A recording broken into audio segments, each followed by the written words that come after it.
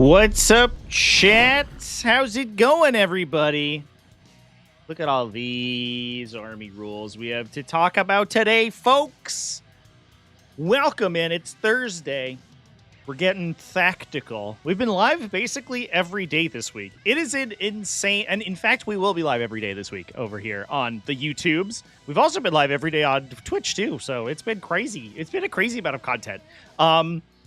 We have been blessed by the Dark Gods with full Codex leaks for both Khorne, World Eaters, and Nurgle Death Guard. I don't want to do two Codexes in one day because I'll die. So what we will do is talk about World Eaters today and then Death Guard on Friday the 13th, and in fact the 26th, or 25th, which is 12 days after the 13th, but it's close enough. We can call it good. Just had a leak for dinner. Indeed. Yeah, a Space Wolf drop out of the nowhere would be sick too, for sure. 100% agree with that. I feel like my microphone's a little bit low, chat. I'm gonna turn it up. I'm gonna turn up my microphone. Hopefully that sounds okay. Let me know how that sounds. If it's too loud, I can turn it back down. Yeah, so that's a transformative Thursday. Yeah, maybe. That's maybe what we got going on. Full-time streamer, yeah. Almost like it's my day job to make these videos for y'all. So good stuff. Yeah, I wish I could have been live a little bit sooner or earlier with this, but it has been a week for me this week, chat. You can read my post in my community tab about it if you want more information about how my week's going. Oh boy. So we'll just dive in. We'll just dive right in. We'll just Trader Thursday. That's a good one. That's a good one for sure. Yeah, for sure. Everything for World Eaters is out. It's all here. I have it all. And that is what we will be talking about today. It is ready to go. So we're gonna just absolutely dive headfirst into this. I have not read most of this. Essentially, all that I have read in preparation for this is what I picked up while I was assembling all of these various leaks and what we talked about yesterday or the day before yesterday on the rumor live stream. So a lot of this is I am looking at for the first time. But yeah, I think we should just freaking dive right in. They lied about Karanak. Is Karanak not in here? Oh yeah, he's not, right? Yeah. I wonder why he's in the demon one then. That's so weird. Ryan G donated $5 through Super Chat. Death Guard Foot Demon Prince, look at me. I am the Hive Tyrant now also. How did you win the TTS game? How did I win that TTS game? Dude, the end game state of that game was wild. I bet if I mute my Twitch.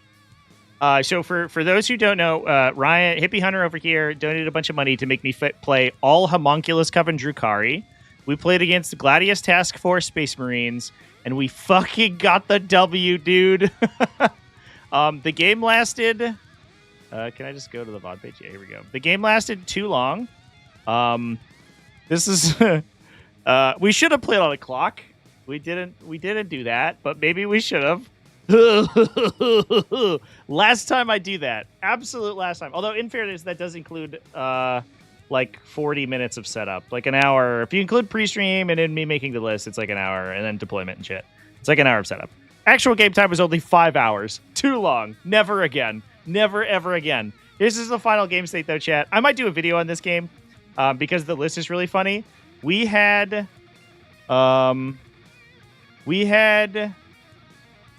base traded each other's home objectives in Lynchpin. My opponent had scouts on my home objective, and I got a grotesque unit and I was playing Reaper's Wager, so we got a big advance and charge grotesque unit all the way over into my opponent's home objective to block defense stronghold on bottom of 5. What a fucking insane game, dude. Crazy game. Super duper good though. I actually kept being like, oh, I should probably concede this game because I have to get up really early tomorrow morning. And then I was like, but this game's really good. And we ended up taking the W. Absolutely wild. I will have a probably edited down version of that on the VOD channel at some point in the not too distant future. If you are a member of my VOD channel, youtube.com/TacticalTortoise.tv, you actually get early access to all of my live stream VODs. So if you want to watch my games earlier, then that's the way to do it. Otherwise, if you're a subscriber on YouTube, you can watch it right now. Or on Twitch, excuse me, you can watch it right now. Anyway, that's not what we're talking about today. Absolutely crazy. Mechanic foobarred the car. Yeah, I posted this in my Patreon chat. Last time we talked about this, because I don't want to be like a broken record about it. I posted it in my Patreon chat, but here is, just gotta pull up the picture.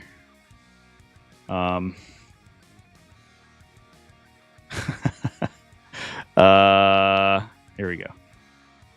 Here is my car dashboard right now. I think every light is on.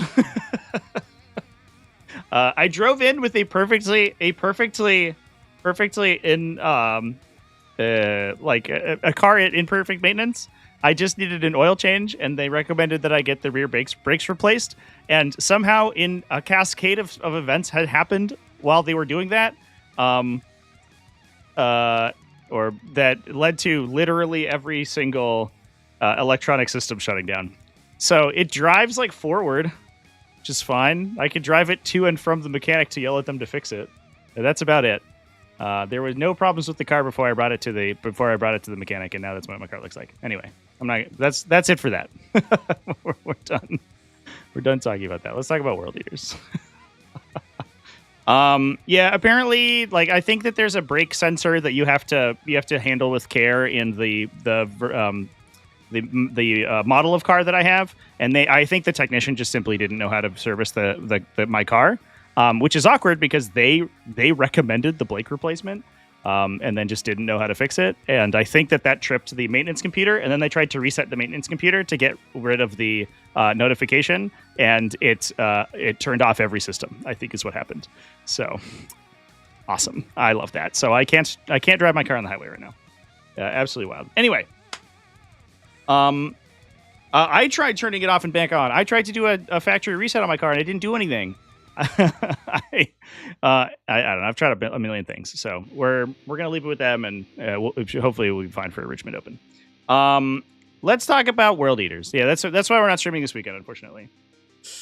Ugh, can't get rid of fault because the fault is still there. Yeah, for sure. Well, the problem is that they trying to get rid of the fault code added all the other fault codes. I don't know how they did that. It's like amazing. They like disconnected in something. I don't know. It's fucking a mess. Yeah, they're fucking morons, and I hope they fix it, because otherwise, then there's probably gonna have to be legal stuff involved. It's gonna be a whole thing. I'm not looking forward to it, but anyway, let's talk about Warhammer. So Blessings of Khorne got entirely rewritten. The Warhammer community article that we were talking about on Tuesday, when we talked about the leaks, that said there are only a very few changes to Blessings of Khorne, was a fucking goddamn lie. Those people just straight up lied to our faces. That was wrong. This is totally different. The Blessings of Khorne mechanic looks like is about the same. You roll 8d6. You can activate up to 2 Blessings of Khorne by spending the results of the d6. Unused dice are then discarded, and it applies to your entire army till the end of the battle round. That's sort of normal stuff. The stuff you can unlock now. So we've lost. We kept 4-up fight on death. We kept sustained hits 1. We've kept lethal hits. We lost the advance in charge, +2 movement, and 6+ field no pain. Instead, we have reroll charge instead of advance in charge. Significantly worse. That's not the same thing at all. Instead of +2 movement, we have 6-inch pylon consolidate. In fairness, +2 movement is good. Is certainly better than this ability. However, most of the units went up in speed, and this is a really good ability to have. So, in fairness, side grade for Rage Field Invigoration. The other one we got is that you get a devastating against infantry, which like is fine, I guess. Like good for the little guys who attack a million times, but otherwise, like, I don't know. It's also the most difficult one to unlock. 6 or 3, 3 or higher, which is like, I guess not that hard, but it eats a lot of your potential relevant dice. So I don't know, Chance. It feels to me like in a lot of situations you're like bouncing in reroll charges if you need to make some annoying charges, or you're like Total Carnage is good for a melee mirror, and then like you're just doing offensive buffs, which I guess is what they want you to do. They want you to be more offensive than speedy, and they keep the speed to being an Emperor's Children thing, which in fairness does feel a little bit more correct with the way that the color pie for the Chaos Gods works. Slaanesh is fast, Khorne is hard-hitting, Nurgle is tanky, Tzeentch is shooty. Fair. All right. Like, at least they have fallen into their respective categories now. But it is the perennial problem with Khorne armies. It's a tale as old as time, where Khorne armies hit so hard but can never deliver that hitting power. And I'm worried that the fact that we are so much slower without advance and charge than we were previously for World Leaders, that they'll have a tough time getting into melee. But we haven't talked about the detachment side, so maybe it's fine. Who do you even trust when you can't trust Warhammer community? Yeah, I feel like we get this every once in a while, where it's like, because Warhammer community is run by a marketing team, and it's not it's not the designers or whatever who's writing it. They are probably one step removed from the design and development process. We're just getting like marketing speech, and it feels really bad. I don't know.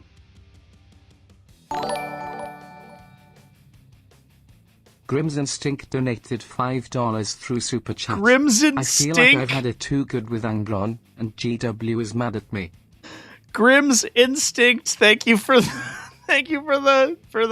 super chat, my guy. Thank you, tabletop sim or text to speech, TTS text to speech. I call it tabletop simulator. Fuck me, I am TTS pilled, I guess. Well, don't do my man Grimm's Instinct bad by calling him Grimm's Grimson Stinct.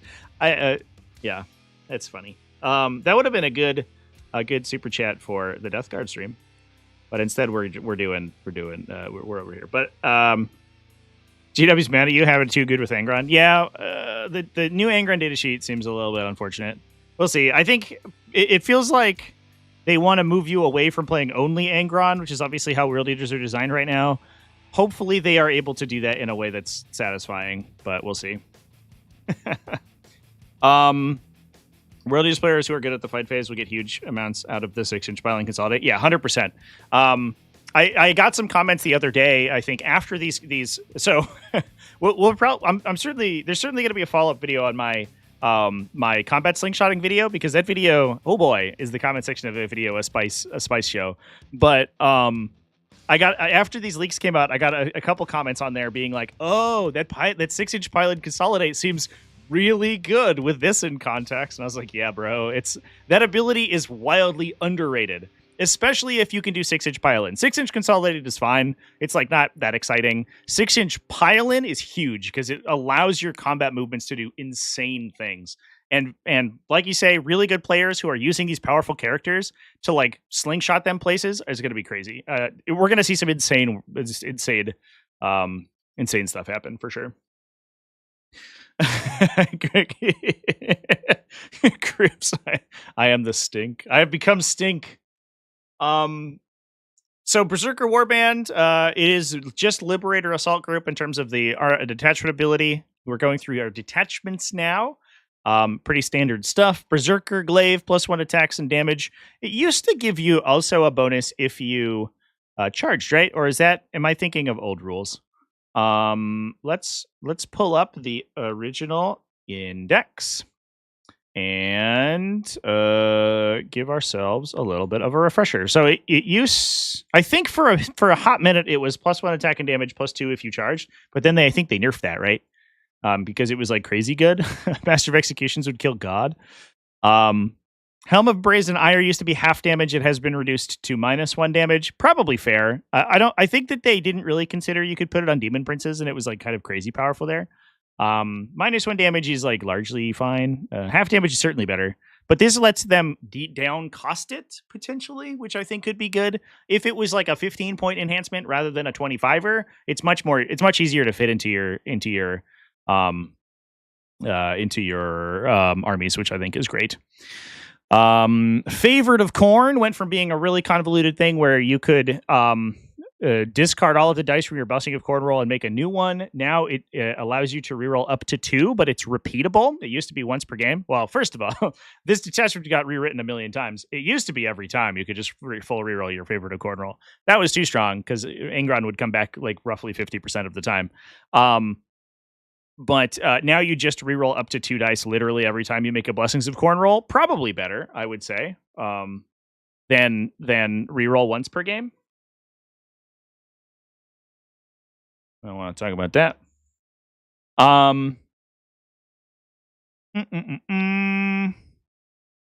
Battle Lust is the last one. This one used to give you Heroic Intervention for free. Now it gives you, if you have Unbridled Bloodlust active, you get +1 charge, and you can reroll charges all the time. Unbridled Bloodlust is reroll charges. Okay, cool. So it's reroll charges, but you get an additional bonus if you already have reroll charges active. Love it. +1 to charge is solid, especially since there are some characters that like grant Deep Strike and stuff now. Just getting a +1 to charge for is probably going to be relatively inexpensive, I think is pretty good. An 8-inch charge out of Deep Strike with a built-in reroll is like a 60%er charge or a 55%er or something for free. You don't have to spend CP on that, and that's actually kind of neat. So that might be okay.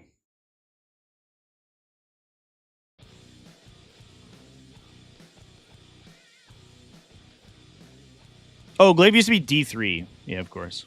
Am I thinking of the 9th edition one where it gave you a bonus when you charged? I think I might have been. All right. Let's talk about stratagems. Blood Offering. I think most of these are the same, it looks like. Blood Offering, when a unit is destroyed, you can obsect the objective that they're on. Makes sense. Hack and Slash. Looks like is new. You can get +1 AP in melee. If you charged. That's always a good strat. We've been using that Imperialist Bladesman for Emperor's Children, and that's just good. So you can't, you're never unhappy to get +1 AP. Frenzied Resilience, -1 damage. That used to be called Khorne Cares Not, which is honestly kind of a nicer, a cooler, more thematic stratagem name, but this one makes more sense. Probably easier to remember what it does. Skulls for this. I guess it was weird that the saying is Khorne Cares Not from whence the blood flows, right? And you're like, it's fine if my dudes die, which realistically should be what this stratagem is, because you're like, if my dudes die, it's still fine. We'll get benefit from it because Khorne will be pleased. And this one makes less blood flow because your dudes don't die, so I guess it does make sense that they would rename it, maybe. Apoplectic Frenzy is Khorne Berserkers only, usable just after they have been selected to advance, not just after they've advanced. Ew. Does that let you roll the dice before you use it? Sounds like it doesn't, but maybe the timing is fine. Do you roll advanced dice when you are selected to advance?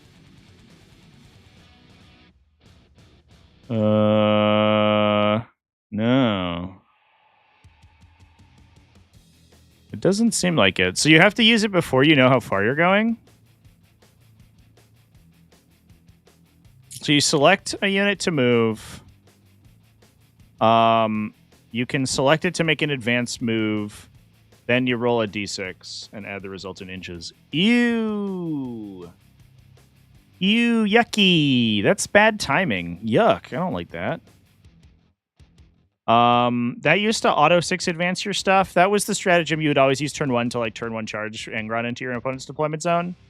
Now it just lets Khorne Berserker units advance and charge after, with a weird timing. I mean, it's fine, I guess, but I don't love it. I don't love it.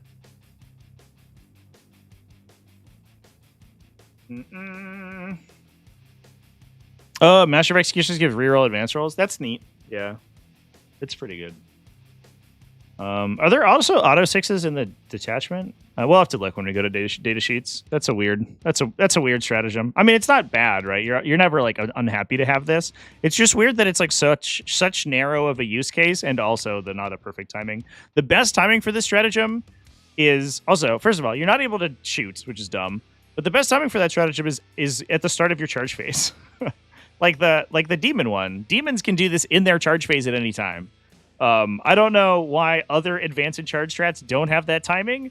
taking away so much control from the player doing the advancing. First of all, terrible templating. Why do all of these advance and do stuff strats have slightly different timings? That pisses me off.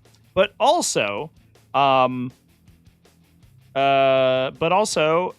it's like it takes away a lot of control from the player, which is not fun, and it's annoying. It's like a real 10th edition kind of thing where they're just like do random stuff and hope it works out, I guess. Because you could pay a CP to essentially get +1 to charge, which is usually not really worth it. Berzerker's Wrath. You can make an auto 8-inch blood surge move on a Khorne Berzerker unit. That's actually sick. That's really, really, really good. Ugh. 8 inches, dude. So you have to stay 9 inches away from a Khorne Berzerker unit to prevent it from engaging you on a blood surge. This stratagem is incredible. This stratagem is so good. Keep in mind that obviously, unless you can sort of screen your like wall block yourself or something from being engaged at that 9-inch measurement, like within 9 inches, so when you blood surge, right, it's after the an attacking unit has shot you. After you resolve the attacks and take casualties or whatever, the defending player obviously can take casualties wherever they want, so they'll take them from the units in the back of their unit. Then, so if at the start of that shooting, your unit is within 9 inches of an enemy unit, any enemy unit, as long as that unit is the closest one to them, and if there's only one there, it automatically is, they just engage you, and you can't shoot them anymore. They get to fight you. You'd have to, like, follow up with a charge. Oh, boy. That's so far. Oh my god, yeah. Or even just moving 8 inches and putting OC2 idiots on an objective is like, yucks, yikes. We'll see, especially because they have 20 mans now, yeah. This so I mean, makes sense that this is the Berzerker detachment, right? We're giving minor statistical improvements. I think it seems like the +1 strength got moved from the Berzerker Datasheet into Berzerker Warband to try to get you to play more Berzerkers.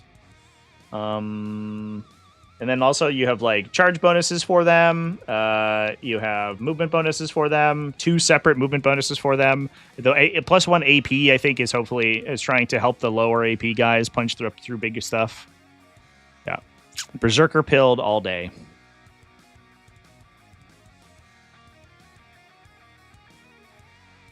Yeah, moving out of line of sight is a little bit funny. So the way that these work now, it has been rewritten a million times, and it's not to say that it will never be rewritten. Is that you roll the or you determine the distance that your blood surge move is going to go. So in this case, at 8 inches, you auto 6 it, so you go 8.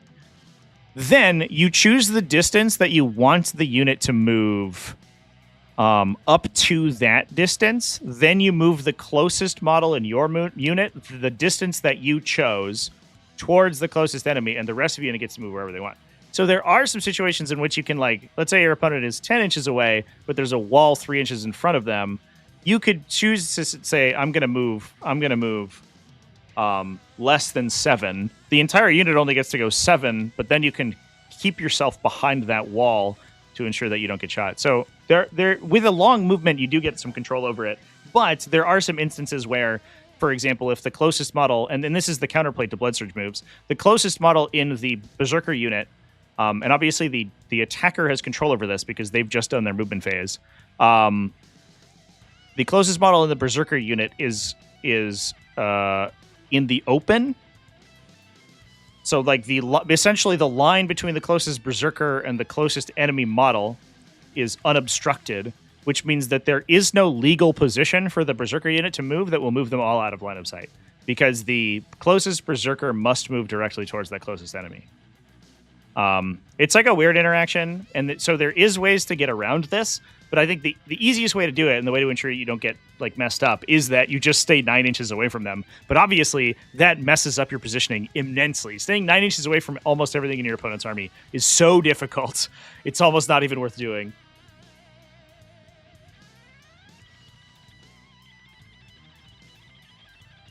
Yeah, good stuff. Good stuff, chat. Let's move on to Cult of Blood. So we talked about this one a little bit when we talked about the original spoiler stream, because this is the really, really cool, like, hyper-thematic idol detachment where we have all of the cultists getting buffed up by being near demons and demon engines, which is so cool. I think it seems to me like a lot of these cult detachments, they kind of knock out of the park in terms of flavor. We talked about this with Iconoclast fiefdom is like super cool in that way. It's also, like, to a lesser extent, it's kind of that way for Coterie of the Conceited. Obviously, that's not a cultist detachment, but it's very similar. And it feels like Games Workshop is incredibly Chaos Cult pilled right now. Even the Chaos Cult detachment is kind of sweet in the Chaos Space Marine Codex. So, and I really like this one from a conceptual standpoint. Whether or not it works on the tabletop, I guess we'll have to discuss. But I do think that the effect of the ability is really sweet. Khorne Lord of Skulls goes through walls. Yeah, it's got the new super heavy walker rule. Please just put that on everything in the detachment. Cult seemed way cooler before you saw that Jackals doesn't have battle line. Oh, check this out, chat. What's this? Jackals have battle line in this detachment? Let's fucking go. Got him. So, yeah, the detachment ability beyond that, obviously you can take it up to 6 Jackal and Goremonger units, is that you choose an aura to grant to all of your monster and titanic units, World Eaters monster and World Eaters titanic units. So if you take non-faction monsters, which I guess you can't really in this one, then it doesn't matter. I guess if you take a Big Knight, it doesn't project the aura, which maybe it could. I don't know. That'd be sweet. Yeah, non-battle line Jackals in the Jackal detachment would have been bad for sure. I do appreciate, like, the Jackals not being battle line is a little bit funny, but also it does mean that you get to it means that I guess it's like good for the smaller, more utility units to be less spammable, which I think is fine. But generally, you didn't take more than 3 units of Jackals anyway, most of the time. All right, yeah. So here's what we get.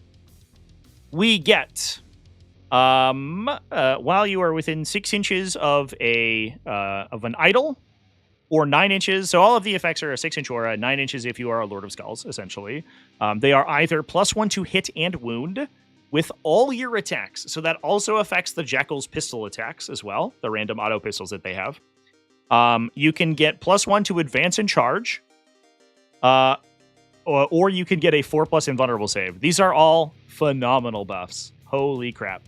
And that's also obviously stackable with the other bonuses that you will get from the army ability. So if you get +1 to advance and charge, you can also give them reroll charges, for example. So the level of maneuverability in this army is going to be huge. All right, so we have enhancements. Chosen of the Blood God monsters can get +3 inches of aura to their aura range. Now, I assume that there are... I know that at least the Foot Demon Prince has a stratagem discount aura, which I think is going to be neat. I guess the question is if the other Demon Princes have good auras, but we'll talk about that, I guess, when we get to them. Butcher Lord gives you infiltrate. You can attach into a Jackal or Goremonger unit. It's infantry only, which means it's just Master of Execution or Slaughterband, I guess. I think they're the only non-epic hero infantry characters. I think they're actually just the only infantry characters. You gain infiltrators. Oh, if you're attached to a Goremongers unit. So you can infiltrate with Goremongers, or you can just be in a Jackal squad.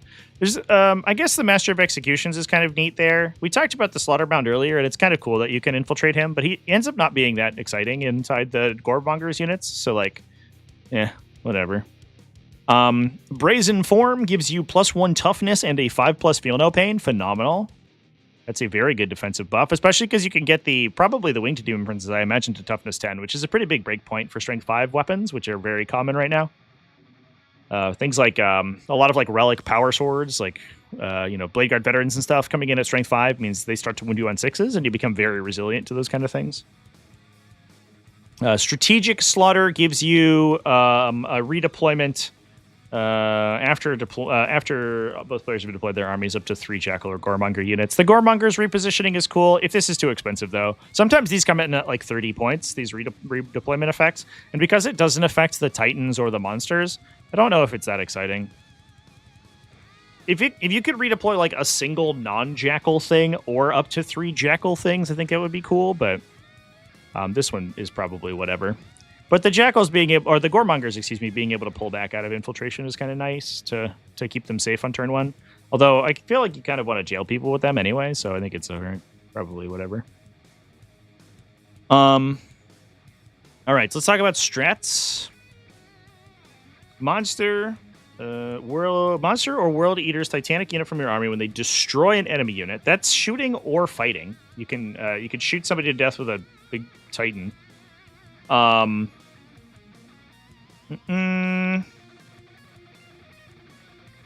excuse me. No. When it is destroyed by an enemy unit, not when it destroys an enemy unit. Just destroyed by an enemy unit. Till the end of the battle, each time a model in Jackal or Goremonger's unit from your army that makes an attack that targets the enemy unit that destroyed your unit, reroll the hit roll. So it's basically like the it's like the Simulation Storm stratagem when you kill harvesters, I guess, which is kind of, I guess it's fine. Drawn to Slaughter. 2 CP reinforced for Jackals. Jackals only. I assume that Goremongers do not have the keyword, otherwise they wouldn't call them out specifically. Jackals only, when they're destroyed, you can pay 2 CP and they go back into strategic reserves at its starting strength. Love it. You love to see it. Slaughterband into Goremongers to kill some MEQ turn 1. Yeah, that's probably not too bad.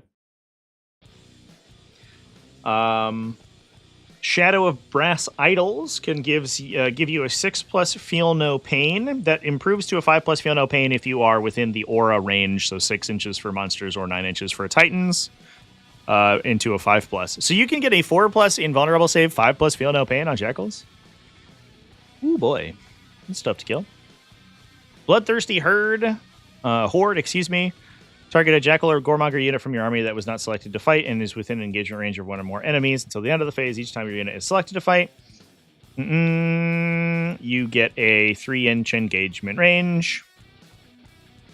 Any models in your unit that are within 3 inches of 1 or more enemy models are eligible. When resolving those attacks, they can target one of the enemy units within 3 inches of them.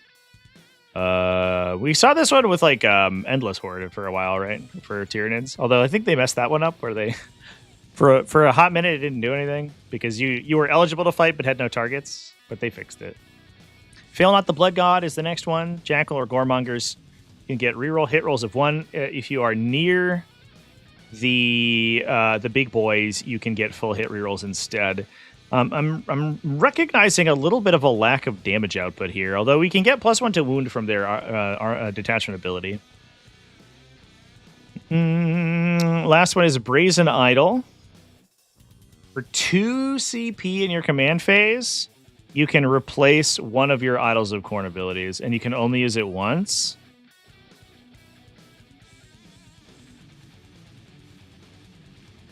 But I guess it's a 2 CP. You can stack them. So you can get +1 to wound and a 4+ invulnerable save, which I think are like the most exciting ones to me at the same time. So, like, if for example, right, you have a, I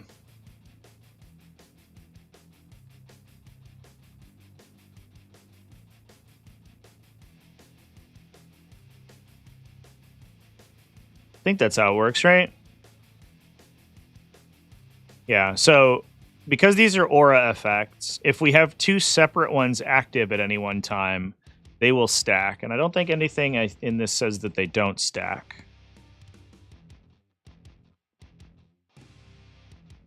Because the Brazen Idol effect applies to the specific unit you're targeting, that gains a different aura than the other one. So if you have 2 Demon Princes together and you pay 2 CP to give one of them a different aura, then they'll each have a separate aura and they'll both apply together.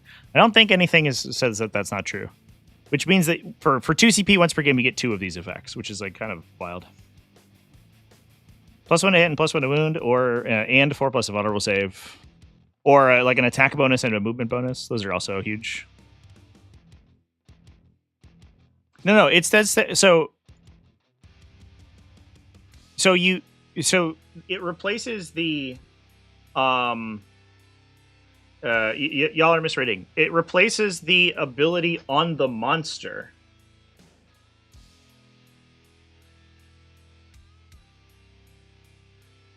So let's say we go hey, this turn I'm going to use my 4+ invulnerable save. I'm going to pay 2, and I'm going to target my Demon Prince, and I'm going to choose +1 to hit and wound.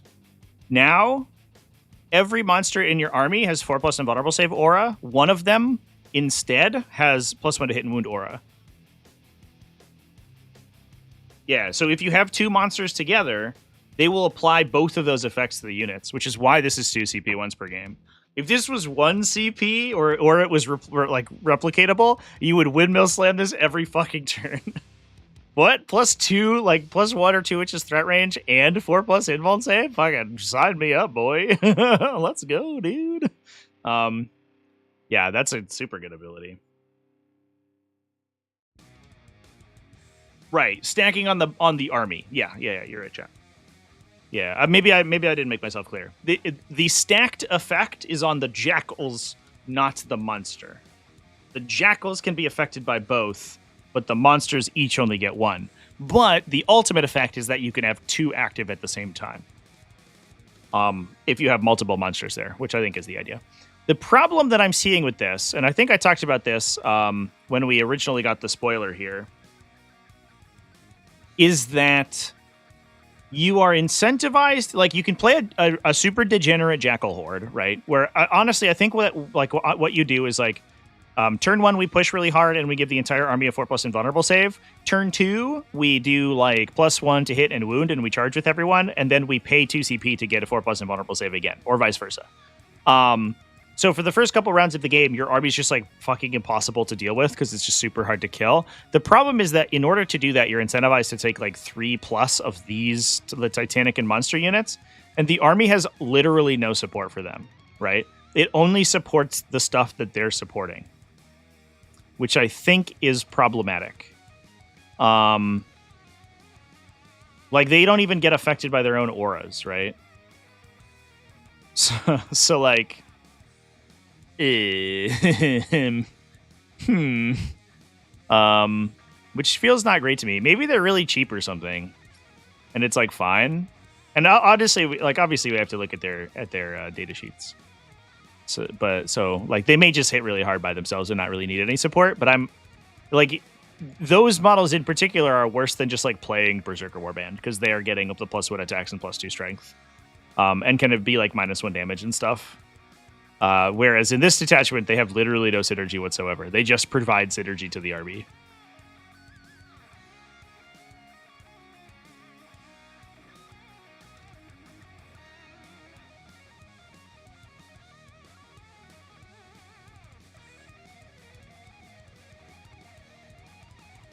We'll have to revisit when we take a peek at datasheets chat. This one's very datasheet prone because it only affects it's only really looking for 2 datasheets. Let's talk about Khorne demons, folks. Khorne Demonkin is the Legion of Excess detachment where we can take Legiones Demonica units in our army out of the very limited selection of core demons that are available inside the Codex. The detachment ability, Blood Tithe. Each time a Blood Legion or World Eater unit from your army destroys an enemy unit, roll 1d6. On a 3+, you gain 1 Blood Tithe point. At the start of the command phase... okay. You can spend 1 or more of your Blood Tithe points to activate one of the following abilities until the end of the battle. Oh! It's the 9th edition army ability, chat. This is what this whole army used to do. They brought it back. We're bringing it back.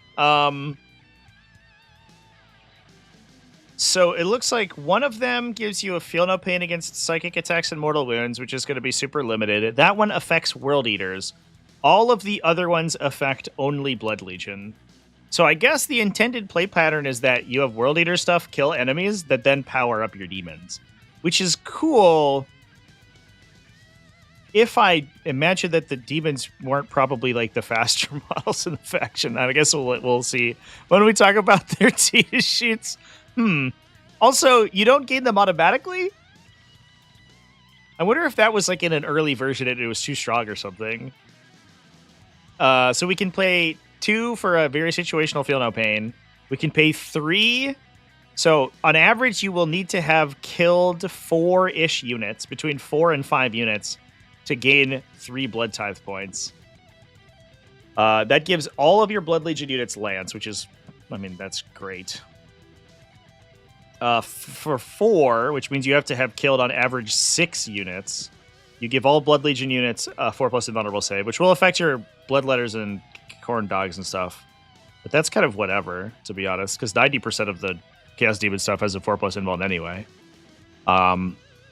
And honestly, I think a lot of what this army wants to do is play a bunch of World Eaters and then follow up with like Scarbrand and Bloodthirsters, the stuff that they don't necessarily need to skirmish with in the early game, to give them bonuses for late game and then anchor with those models. So that's not a super useful ability. We'll see what the other detachment abilities look like, but that's how I imagine the play pattern going.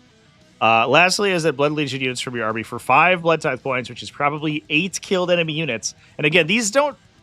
The Blood Tithe points are spent. They leave your pool when you use them. So in order to get like Lance and Blessings of Khorne, you will probably have to have killed 14 enemies, which is tabling them. You've tabled them. They're dead. Or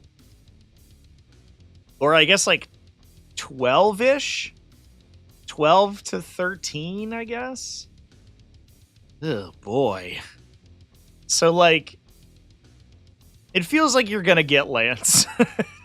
I think is what's going to happen. And then if you've triggered anything else, they're dead. Like, stop, they're already dead. Giving our Blood Legion units Blessings of Khorne probably doesn't matter because we've tabled them. Oh, boy. This feels... Man. Why do you spend them? Oh, boy. All right. Anyway. Blessings of Khorne, I mean, that's great. You can get, like, Scarbrand having, like, sustained hits is awesome. That's super sick. If you could get sustained hits and Lance on Scarbrand, the man kills the universe. Oh, boy. Enhancements. World Eaters units with the Icon of War can get a 6-inch aura that gives Blood Legion units reroll Battle Shock tests. Okay. Bloodforged armor gives you a 2+ save characteristic and gives you a Blood Tithe point if you die. That's cute. You probably put that on like a Juggernaut Lord or something, I guess, and you just play him really aggro. One Blood Tithe point automatically is worth more than 1 Blood Tithe point generated normally, because a Blood Tithe point is actually only 0.66 of a Blood Tithe point when you kill an enemy unit. So this is like 1 1/3 blood like kills in terms of Blood Tithe. So that's actually not too bad, especially because you're probably murdering a guy with him anyway if you play him really aggressively. Disciple of Khorne. You can attach a Lord on Juggernaut to a Blood Crusher or Fleshhound unit. You gain Deep Strike and Blood Legion instead of World Eaters. Does that change your army ability? How does that interact with the army ability?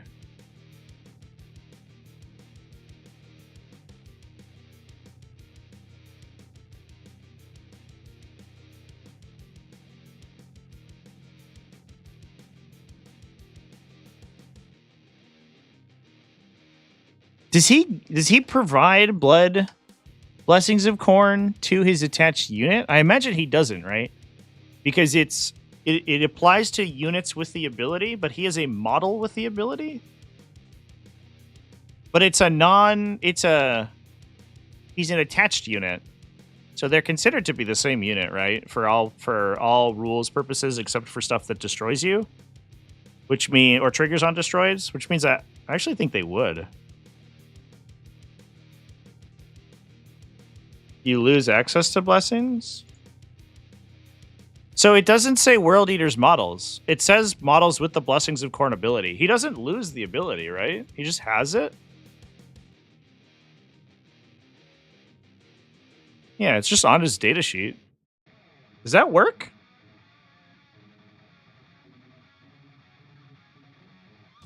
It doesn't matter that you... Unless... Do the abilities say World Eaters models? No. No, the army ability has no... The only thing that the World Eaters army ability cares about is whether or not this ability is unlocked. As soon as you choose World Eaters as your army faction, you have this effect takes place and then gives it to everything with the Blessings of Khorne ability on their datasheet, which nothing removes from this guy. I think you might grant it to his unit, chat.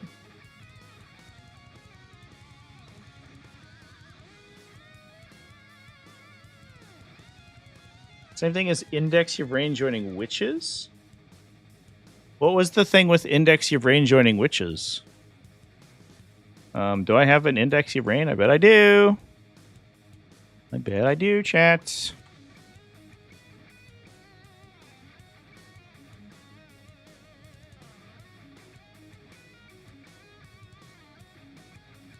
Oh, where she, like, has Strands of Fate? What did old Strands of Fate say? Did they ever FAQ that? Is there a precedent here that I don't know about? I guess somebody can tell me. That shouldn't be in the FAQ document anymore. Blessing. Oh, do they apply to the model? No. Units from your army with this ability.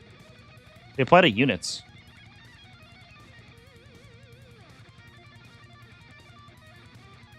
They never cleared it up. Chat, this strategy or this enhancement might be goated. That's sick. All right, let's keep that as an open question and say that's super cool. I guess like we'll take a super quick gander and see if the rules commentary has anything to say about abilities. I don't think it does because I don't think the term ability is ever defined in Warhammer, which is a real problem because a lot of stuff only affects abilities. I'm gonna give this about 30 more seconds of research, and then we're gonna leave it to the comment section. Ability. Okay, that was not a good search.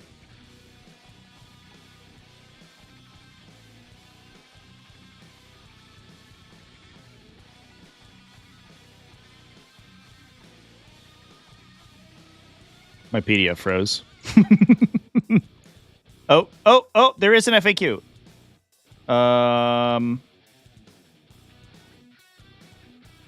Nope, just kidding. There's an FAQ for units with the X ability that says any numbers following the ability are irrelevant. Great. Thanks.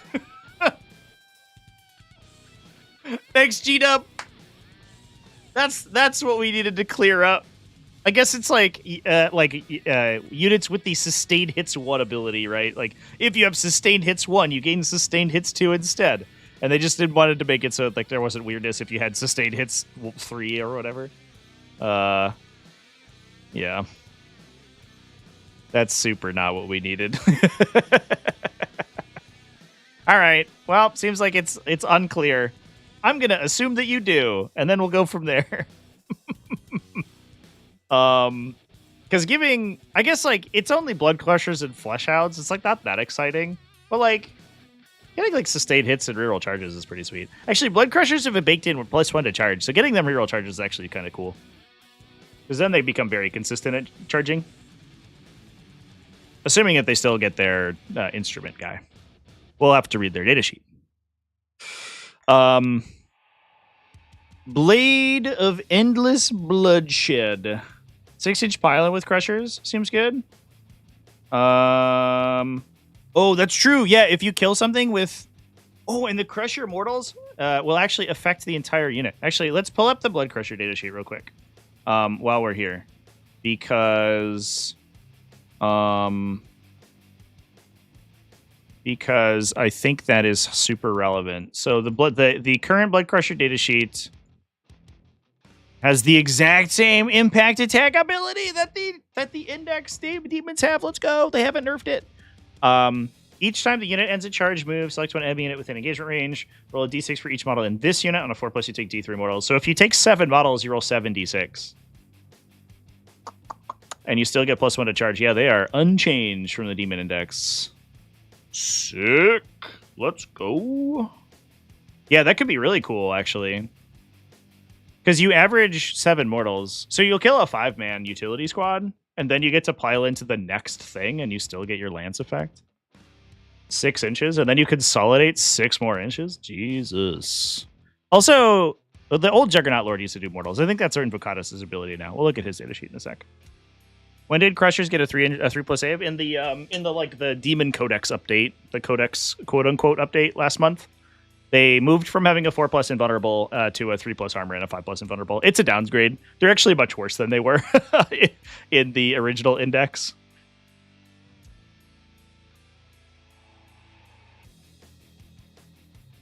You can move through terrain. Oh, all the Juggernaut Lords do that? What? When he's leaving a unit, models in the unit have a movement characteristic of 10. They already do that. Each time they make a normal, advanced, or fallback or charge move, they can move horizontally through terrain features. Whoa! Whoa! And you fight 3 inches away? Oh,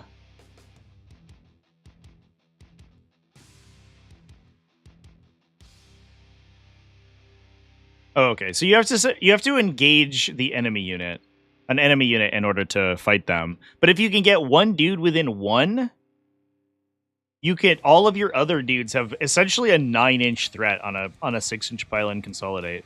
Is this combo like sick? Actually, wait a minute. This guy goes a trillion fucking inches through a wall and then attacks you from 9 inches away after making his charge move. What? Oh, he's AP1. Oh, his attacks suck. God damn it.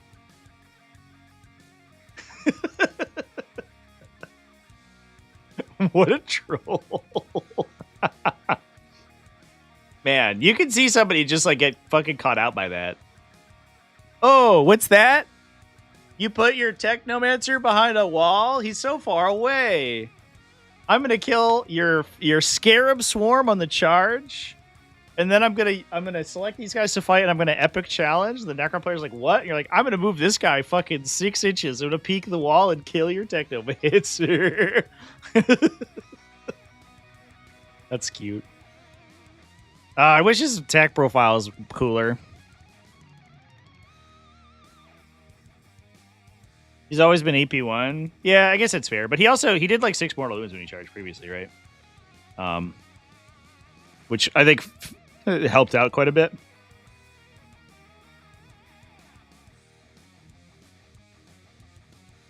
That's a cool unit. I guess I'm not convinced that it's good, but it does seem cool. Maybe you could do it with Fleshhounds. Maybe you do weirder stuff with Fleshhounds. Like 10 Fleshhounds. Could be neat. Also, he loses his ability to go through walls when his unit dies. It's kind of weird. Lastly, let's move on from this enhancement. Blade of Endless Bloodshed. Add +1 attack, strength, and damage to your melee weapons. Each time he destroys a unit with a melee attack, do not roll to gain a blood tithe point. You automatically gain it. That's kind of expected that to pop out. So you want to take like a couple of World Leaders characters. You definitely want to take 1 or 2 big demons, and then use the little World Leaders guys to soup them up. So between like, if you have like an aggressive melee character who can do a murder, plus this, and this guy, if you play really like an aggro dude, he could probably kill a guy and then die. So he's worth like 1.6, and this guy's worth 1. You're basically at Lance between these 2 enhancements and 1 or 2 kills.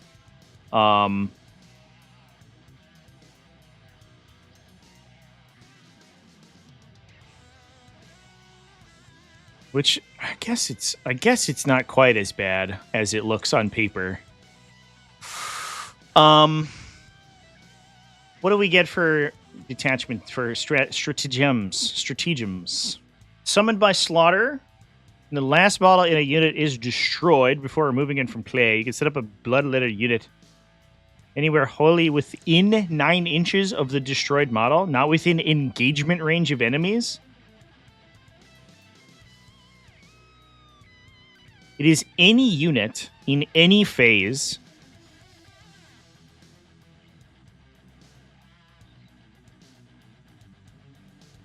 That's wild. You kind of want guns for this. And honestly, the detachment ability triggers on any destruction, right? Yeah, destroys an enemy unit. So you could do some weird fucking stuff, right? Like, all right. So our Blood Crusher unit has charge and impact mortal the unit to death. You can pay a CP and just put a Bloodletter unit next to them and then charge with it.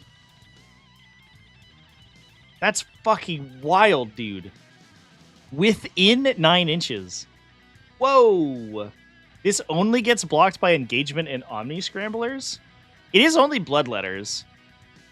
But that, like, also, like, super fucks with secondary play and primary objective control. Because you can have, like, an idiot guy at an objective, and your opponent shoots them, and you're just like, I'm going to put a Bloodletter there now. I hold the objective, now I'm going to, like, move and charge you. It's like a rapid ingress that, like, your opponent has to trigger. God, what a cool stratagem that is. Is that... It can't be broken, right? Bloodletters are trash. But it definitely makes you want to take Bloodletters. Which is something I would never say in my life. That's wild. Demonic Fury. Blood Legion unit from your army. You select a World Eater's unit within 6 inches of that one. Until the end of the turn, melee weapons equipped by the World Eater's unit have Lance. If Demonic Rage is active, which is this one, they also gain Twin Linked. On the World Eater's unit. That's such a weird clause to have active. So a Blood Leader, you target a Blood Legion unit, which then buffs a World Eater's unit. Despite the fact that World Eater's units do not get this Lance ability, it has an enhanced effect if you have unlocked Lance. And Lance is basically the easiest relevant ability to unlock. So this will likely be unlocked maybe bottom of 2. Probably for sure on turn 3. And you get +1 to wound and full wound rerolls? Jesus, okay.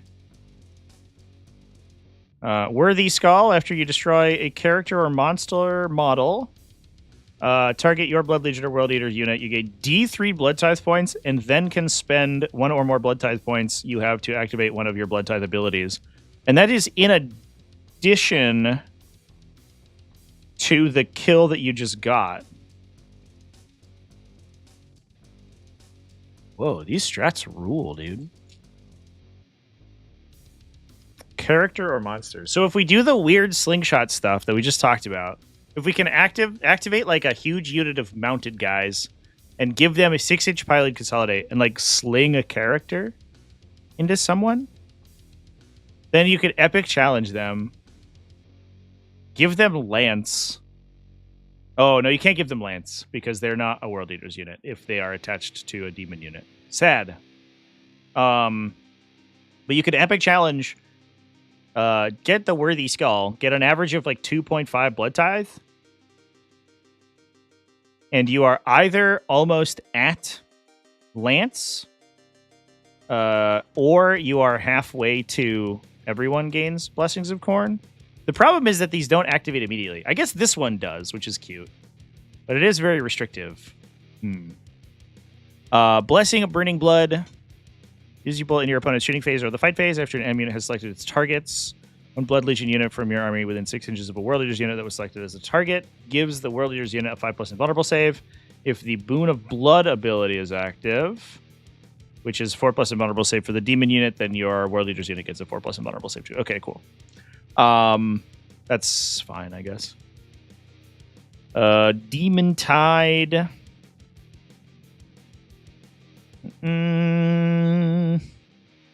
It is any friendly World Eater's unit. Man, this feels like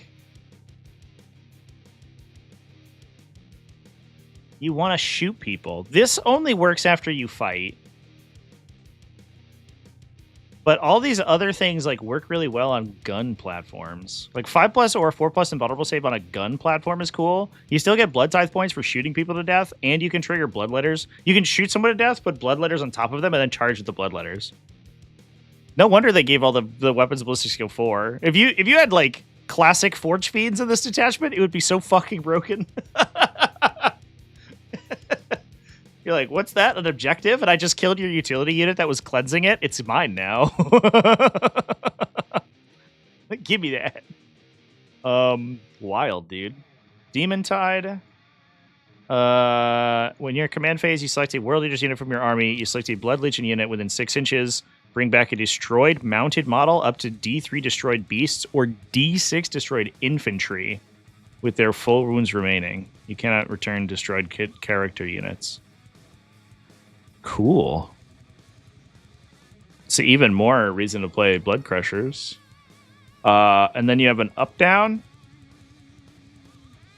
End of your opponent's fight phase. Never bad to have. Fleshhounds will already up-down. Right? Assuming that they still do that. Yep. So you don't super need it. But you can combo it with the Summoned by Slaughter, because it just puts you in strategic reserve. So you can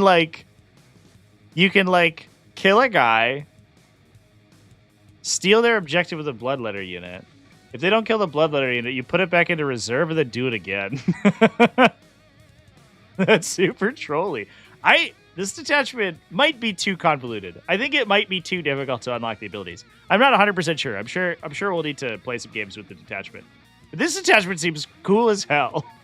I feel like you probably want 1 million CP, but you get 10 free command points from a Demon Prince, right? So maybe this is fine. Is this detachment good? Wait, is this? Hold up. Scarbrand up down? Oh my god. You're right, chat. You could also up the Juggerlord and then Rapid Ingress. That's true. 3 Brigands to remote spawn some Bloodletters. Yeah, but the Brigands don't get you Blood Tithe points. That feels anti-synergistic. If it was each time a unit was destroyed, you got Blood Tithe, I would be all in on taking Brigands, but it's not. Then you're just killing opponent. Like, you need to use the opponent's units, I think, to unlock these abilities.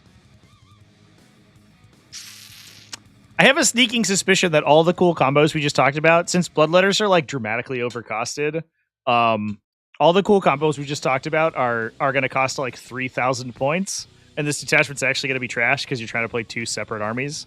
But I have a pipe dream. I have a dream that this is the coolest detachment ever made. 3 Forge Friends.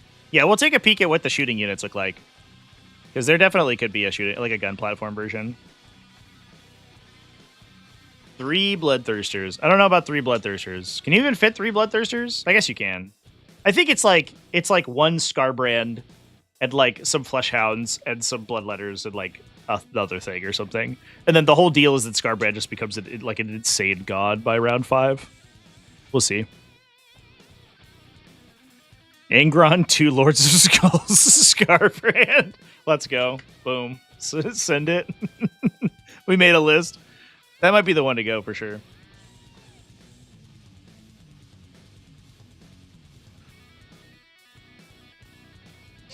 This is a cool as fuck detachment, chat. I hope it's good. I hope it ends up being good, because it's really, really cool. This stratagem is wild. A good player with the summon a Bloodletter stratagem is crazy. So when the leaks got dropped, and I read people talking about this stratagem. Usually, a lot of people say, "Oh, I have to drop within 9 inches," which means outside of 9 inches of enemies. So when it said you can set up a Bloodletter unit within 9 inches of an enemy unit, when you destroy it, I was like, "Oh, that's cool. It's like a Rapid Ingress that you can use in any phase with a Rider." Fair enough. But that's not how it works. You set them up within 9 inches, and it doesn't matter their proximity to other units unless they omni-scramble, which is fucking wild. That's so crazy. Weird, dude. Does Scary replace Angron post nerf? Well, you can only take him in this detachment, so probably not. Otherwise, I think you would probably take him. He's sweet.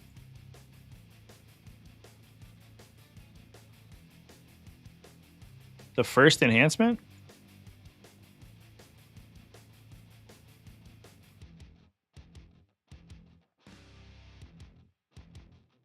Oh, shit. It gives you Blessings of Khorne, and you get Battle Shock if you already have Blessings of Khorne. You right, chat. You right. People are going to be dicks and pick up units really fast and then argue about where their last model was. Yeah, I mean, it's the same thing that the Incarn does, right? I think people are probably used to it by now. It's just like the world, like you, as the World Eater player, you just have to have a discussion with them. Like, I have an ability that triggers when your units are destroyed. Just let me know the last model at each unit when it's destroyed, right? And then, like, if you're fast rolling, just tell me what the last guy is, and then I'll decide if I want to use my strats. Like as the World Eaters player, you have to be like on the ball with that. That's like kind of on you to trigger your abilities, to like, you know, coach your opponent on when your abilities trigger.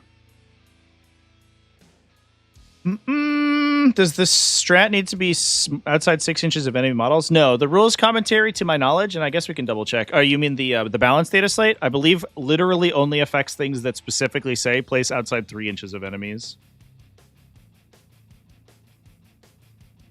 Oh, actually, no, they didn't even do that. They just replaced all the strats. Oh no, they did. Yeah. Oh yeah. So excuse me. So the balance data slate update specifically says it specifically affects stratagems that allow your unit to be set up more than 3 inches horizontally away from all enemy models. That becomes 6 inches because this stratagem just says not in engagement range. It's not affected by the balance data slate update. Because it doesn't have the specifically 3 inch clause. So this one works as written.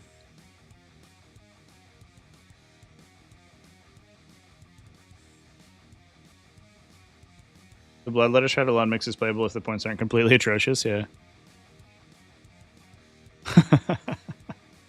Imagine unironically taking Bloodletters in your army, dude. That unit's such a fucking dumpster fire. Unless the World Eaters Bloodletters are somehow like not quite like not a fucking travesty. Nah, 2 attacks, bro. Sick, dude. They're probably 120 points, 2 attacks each. Let's go, bro. You get -1 to desperate. You have to take a desperate escape check to fall back on my T4 5-up save model. That's definitely not going to die to a tactical squad and engaged. I played a Bloodletter unit in a Shadow Legion army earlier this week, and I engaged a Wardog Armiger, and I put it down to bracketed, and it killed 8 Bloodletters on the crackback. I was like, cool, man. I'm glad I took this unit for 200 fucking points because I had an attached character. What a dumpster fire. Turns out you have to have a stratagem that lets you rapid ingress them like at any distance in order to make them playable. Oh, boy. Oh, boy. Can't be overwatched on drop? Yeah, I think unless the drop occurs in your opponent's movement phase, right?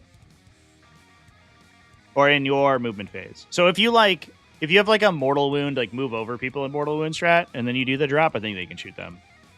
But I think that's the only time it matters. Is that the case? Actually, is Overwatch specifically in your opponent's reinforcement step? No, it is movement phase. Yeah. So if for whatever reason you trigger this stratagem in your own movement phase, which is possible because I believe there are flyover mortals in this army. Or if you trigger it off of like desperate breakouts or something, then your opponent could shoot you. But that's super corner case.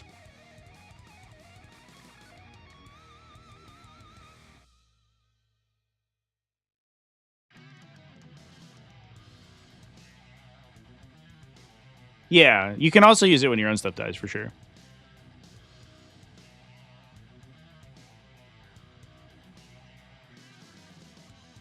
Bloodletters are unbelievably strong. All right, man. Cope harder.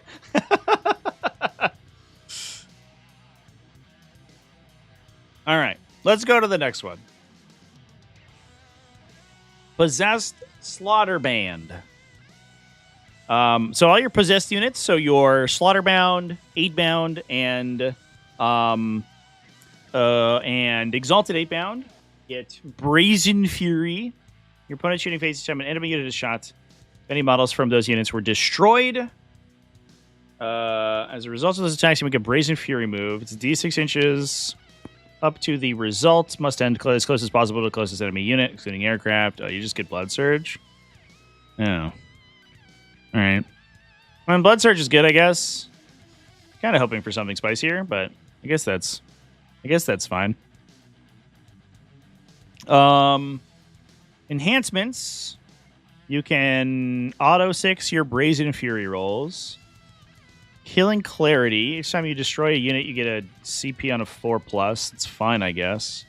It's any demon model, so I assume it's a Slaughterband or Demon Princes. But that's pretty tough to you'd need to trigger that multiple times in a game to realistically get effect from that. But are you gonna do that? Probably not. You're gonna kill one enemy unit and then call it a day, I guess. At least it is the bearers unit. So if you're in a big unit of 6 dudes, you can get a bunch of stuff. Juggernaut Lords have demon? Oh, that's interesting. Huh. I guess that makes sense. They're on a demon guy. Frenzied Focus. Each time a model in the bearers unit makes an attack, a critical hit is scored on a modified hit roll of 5 instead of a 6.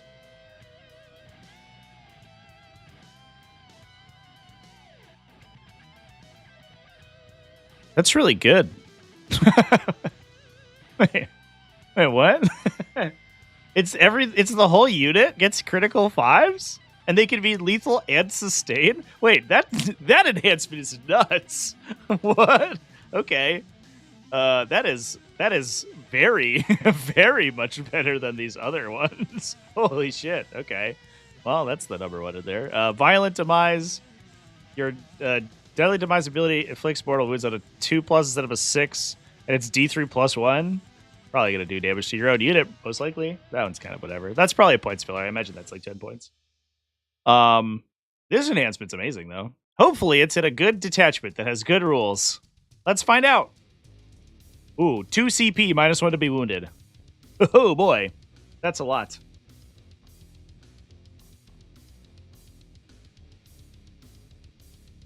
Don't see 8-bound units lasting long enough for the surge move to be worth it. Yeah, we'll look at their data sheet in a second, and we'll take a little peek-see. Demonic Resistance. After you're selected as a target, you get -1 to be wounded. Demonic Strength.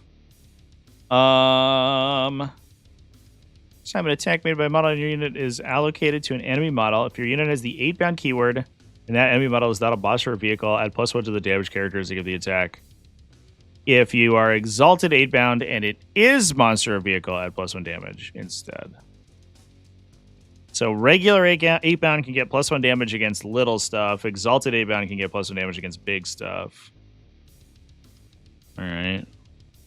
I mean, I guess in the universe where you can also be critical 5, lethal sustain, that's probably pretty okay. It's weird that it has so many riders on it, but +1 damage is a very strong effect for a unit of guys that make a bunch of attacks. Immortal Fury, 2 CP fight on death that happens automatically, but possessed units only. Love it. Horrifying Violence. In your opponent's command phase, your possessed force a battle shock check on everyone they're engaging. I guess that's an okay timing for it, but it doesn't affect the stuff they're not engaging. So if you're just engaging screens, then it doesn't matter so much. That's very niche. It'll come into play every once in a while, but it also doesn't automatically battle shock them, so they could just succeed.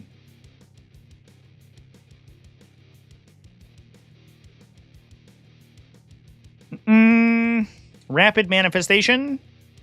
Hey, we have we do have an instance of an ability affected by the balanced data slates. Oh, that's not what we were looking at. Where's my balanced data slate? Here it is. Look at that. So this is the This is what gets hit by the data slate update. It's this one. You can set up anywhere more than 3 inches horizontally from enemy units, which is exactly what the update says. So this actually reads 6 inches. I feel like this wasn't this changed on? Was it changed in Eldar? I don't think it was actually. I guess I have the Eldar Codex in front of me. We have Wind Rider. Wind Rider has a 3-inch deep strike, right?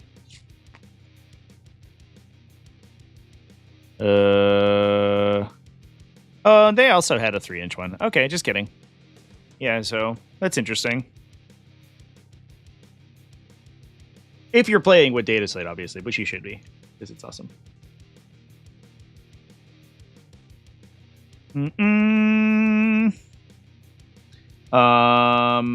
Dev Wounds, Blessing, and Crit 5s. Well, it's not critical. There's actually anti-synergy there. It's critical hits, not critical wounds. The Dev Wound Blessing has no synergy with this enhancement. The only thing that it could do is give you additional hits to then roll into devastating. But if you use Lethal Sustain, which is like mostly where you want to do critical 5s, then your lethal hits do not trigger devastating wounds. So there's actually a little bit of anti-synergy. And if all you're doing is triggering lethals, then you get less devastating damage if you also have the devastating thing. I guess you can't do lethal sustain and devastating. It would be 2 of them. You would probably do sustained hits and then to devastating, but you don't get critical wound rolls on 5s. Is the important note.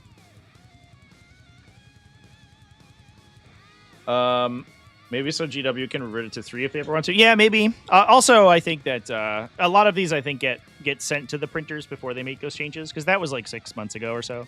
And I think the lead time on the Codex is like a year, so or 9 months or something. So like, there's a couple things where you can trace very specifically where they've worded them, because there are like very specific terminology that they use that has either like updated at a point in the past, or has been changed like, you know, at some point, right?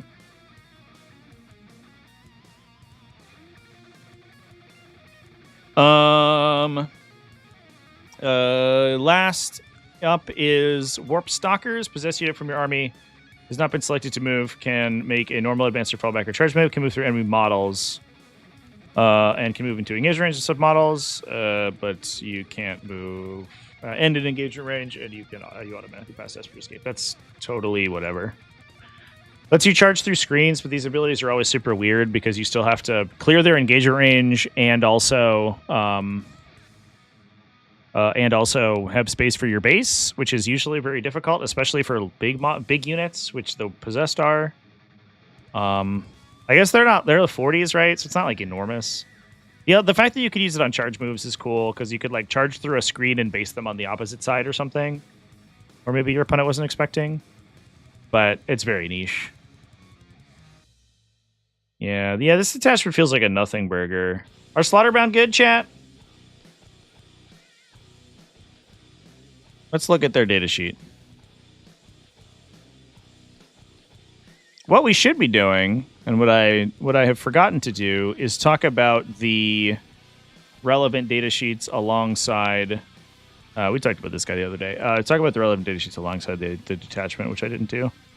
Which I probably should have planned on, but I don't know. We'll see. Eightbound. What do we got? Regular Eightbound, 6-inch scouts. World Eaters units within 6 gain +1 to hit. You get +1 to wound if you are attacking someone below starting strength. Okay. No, below half strength. Melee attack that targets a unit. I guess they had to include the targets a unit, excluding monsters and vehicles. Like, they had to include the targets a unit clause in order for the parentheses to make sense.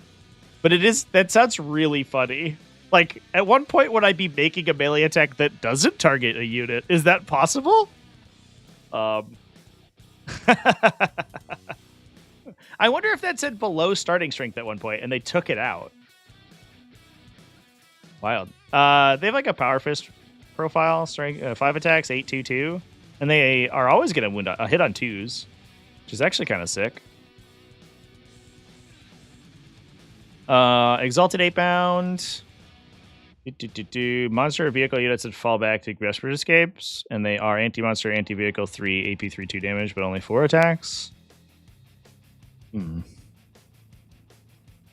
Exalted Eightbound seem. I mean, I guess anti-monster, anti-vehicle 3, AP 3 is like good, right? That is a almost strictly superior profile to Flawless Blades. So, and they're faster and probably don't just like die immediately. Wait, they also they do have an inbound save. It's not in their ability section. Not anymore. All right. Well, those are perfectly adequate profiles. Hopefully, they're not super expensive. They do hit pretty hard. 5-up lethal sustain on an 8-bound unit seems actually kind of terrifying, to be honest, because the full unit with a Slaughterband, which you'd have to attach the enhancement, attacks 39 times. And if you're criticaling a third of those, then you're hitting on 2s. You get 13 lethals and 13 sustains, and then you roll an additional.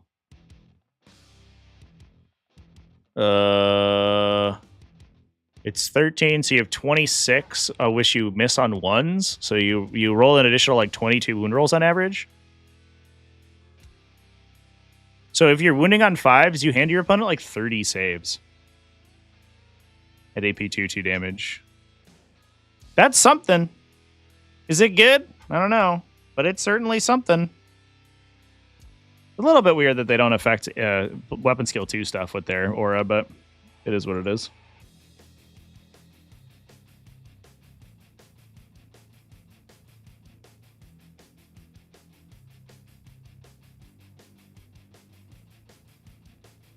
Yeah, don't give any stock to Codex points. Those are always wrong.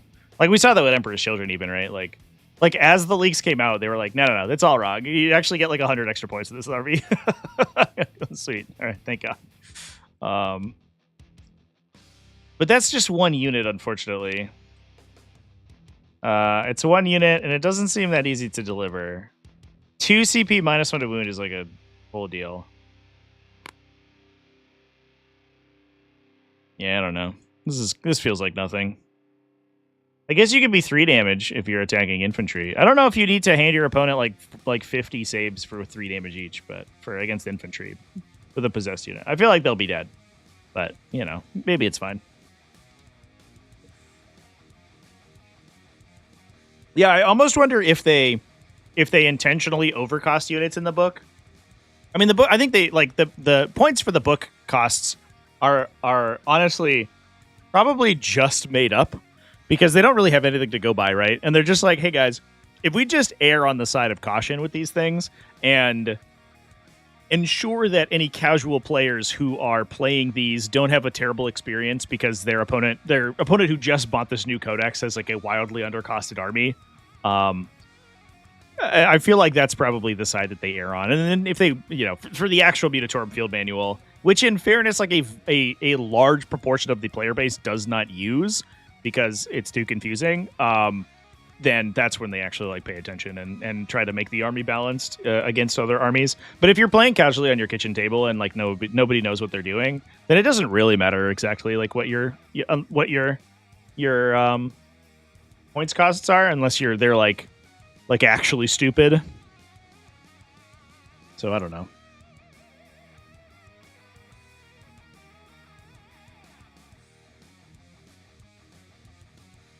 All right, let's talk about Goretrack Onslaught. Rush to the fray is the detachment ability. You get +1 to charge when you disembark a transport and lance on your guys. Cool. I love it. Seems neat, chat. That's, I guess it's a side grade of like Sky Splinter Assault, which is cool.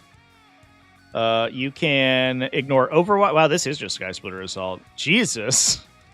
You have Nightmare Shroud. It's a Nightmare Shroud. Sick. You have Arch Raider, which I guess is a Reaper's Rager thing, but basically, basically slightly different. Unleash Hell.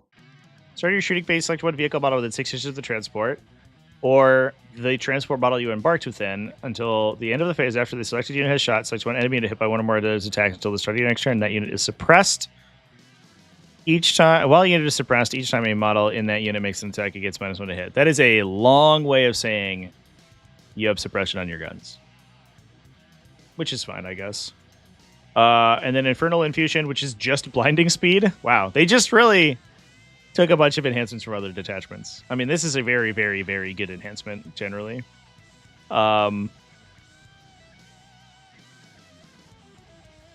It just makes the counter punch like super awkward to fight into with these guys. Usually that's like a round 4 thing when your opponent goes, "Oh shit, you have the enhancement," and then they lose. It's like often what happens. Seems good, dude. Also, army-wide lance. Yummy. That's delicious. Who can go in rhinos, I guess, is the open question. All right. End of the fight phase. An infantry unit for your army for 1 CP can embark within a transport within 6 inches. Neat. Smash through. Those are always good, by the way. You're going to fight and then get back in your transport? Love it. Smash through. You can move vehicles through terrain features. Love it. That's sick. Aggressive disembarkation. Oh, we talked about this one. This one's super weird. It's usable in your movement phase on a rhino that has not been selected to move yet. You disembark your unit wholly within 6 inches of the rhino and can be in setup and engagement range of enemies.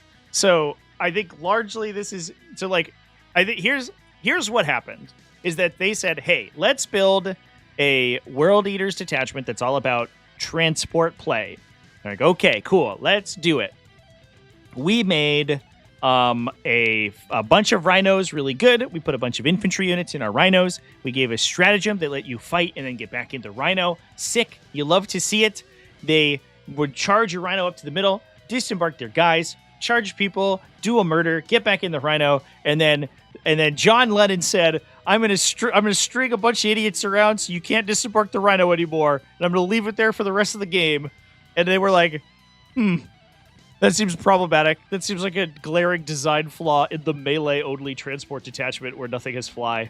All right, I guess we'll make this stratagem that just says you can't do that anymore. My unit's just gonna get out anyway. Fuck you. Which is, I think, good. That's good design. That means that they know what they're doing, in my opinion. Full throttle assault. Use it on a rhino unit that has not been selected to move. Each time a unit disembarks from the battle after it's been a charge move, you're still eligible to declare a charge. Or after it has been a normal move, you're still eligible to declare a charge. Incredible. What an insanely strong stratagem. Basically, make all your dudes... I guess actually, yeah, it's like make all your dudes plus like 4 inches of movement. Plus, it means that they can disembark the rhino and they're next to it, so if they charge something near the rhino, they can get back in at the end of the turn. Great strat. Also, important note, it targets the rhino... I guess that's important because you normally can't target the units embarked in transports. Obviously, stratagems that do so would have a special rider. But that also means that if you have the stratagems discount aura, you can use it within 12 inches of the vehicle instead of not being able to affect the unit with it. Unrelenting Advance is just the stratagem where... what is it? It's like vicious mockery or whatever. Whatever the stratagem in Sky Splinter is. No, this is when you're attacked. Just kidding. You can make a normal move up to 6. It is any vehicle. It is flat 6. It's not a reactive move. It is a surge move, but it's not like a reactive to movement. But you can go any direction. Stratagem rules. Holy shit. Okay. Fury Unleashed in your opponent's shooting phase after an enemy unit has shot. Select a World Eater's Rhino with 1 or more wounds remaining that was hit by 1 or more of the attacking unit's attacks.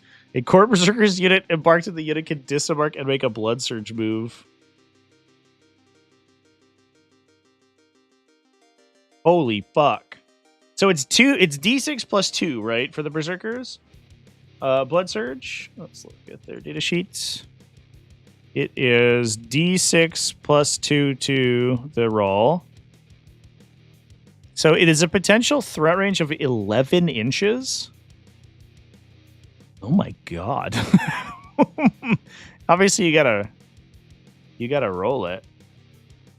Whoa. That's horrifying. I hate that. You're like, oh, what? That's the last thing in your army to shoot? I guess I will take a Khorne Berzerker unit out of this Rhino, and then move them. Jesus.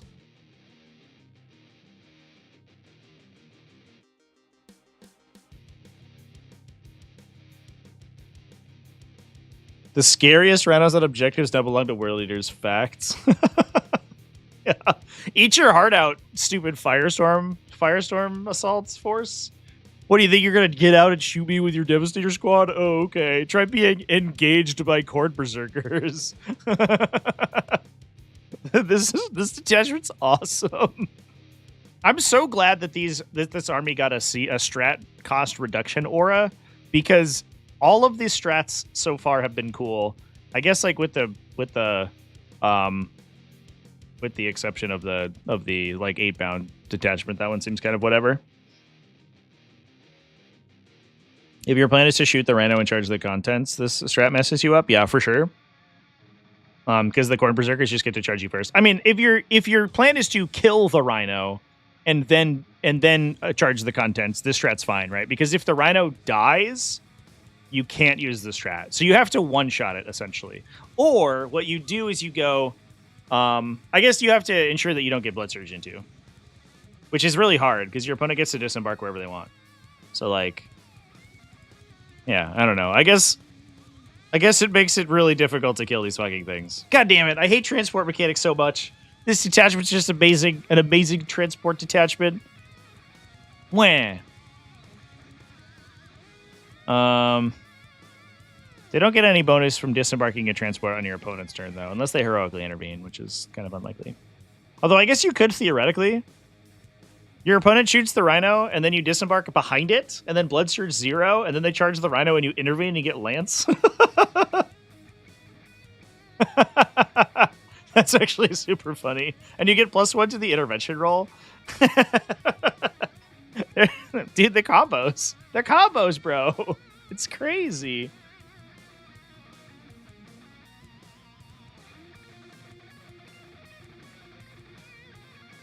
You want to charge Surge is weaker for Zergs? Well, here's the goal: is you have 2 Rhinos, and then they jump out of one of them, surge into you, hit you, get hit back, and then get back in the Rhino. I guess they'd have to kill you.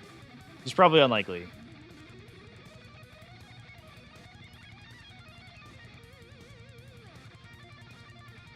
Because you can't be engaged, I assume, to use this. Actually, can you? Hold up. Does being engaged prevent this, like, you from re-embarking with the second clause here? Are you able to embark within a transport if you are engaged? I guess the requirement is that the transport is embarkable, which doesn't really matter if your unit is engaged. That's weird. I assume that you can. So you could, like, surge into somebody, and if you don't die, you just get back in a Rhino.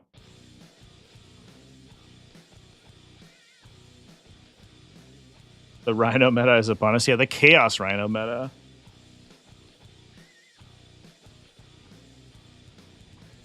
Weird. That's weird.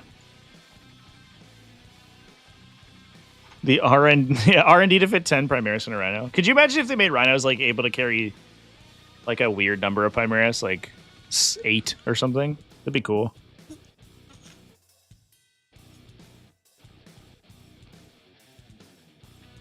All right, chat. Should we talk about data sheets? That's all the enhancements. Or that's all the detachments. I guess final detachment thoughts.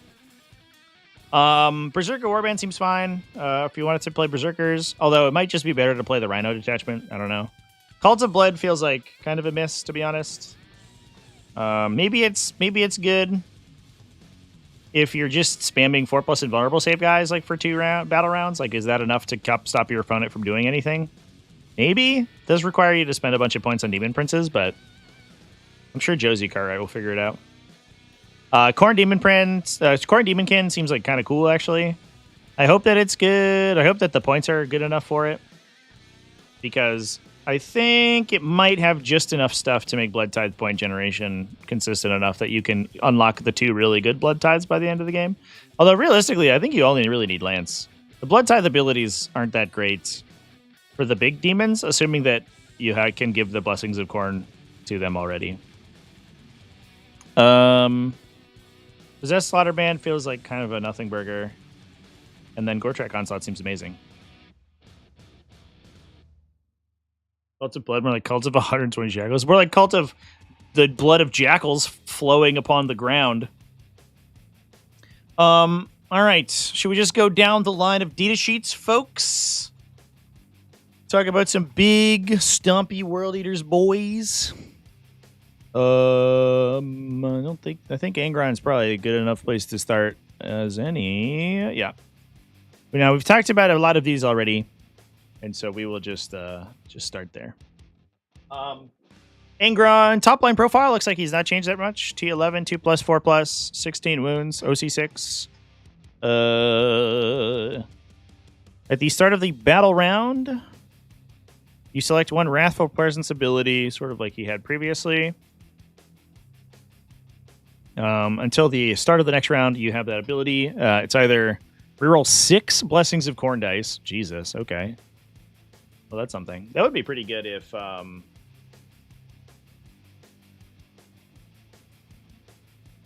right, chat. Here's a question. You ready to ask a question? We had this whole discussion. We had a very in-depth discussion about what being destroyed means in 40k, because Angron's like a weird case, because first of all, 40k doesn't tell you what happens when you're destroyed. It just says you're removed from the battlefield. Angron's Wrathful Presence, I guess. All right, so I guess.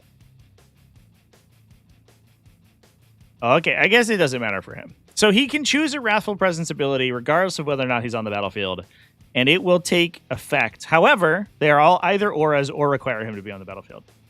That said, what if he's dead? Do you still get to choose a Wrathful Presence ability if he's dead? The rules have, I don't believe, ever at once confirmed nor denied, which obviously opens all sorts of fucking weird cans of worms. Here's a question for you, chat. Can Logan Grimnar use his Howl, his once per game full army rerolls if he's dead?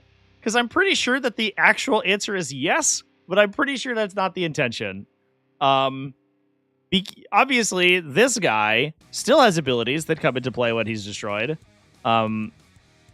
But anything else that doesn't have a specific requirement that you're on the table theoretically should work when you're dead. This doesn't matter here because of the way that his Wrathful Presence ability is worded, but it is an interesting thing to think about.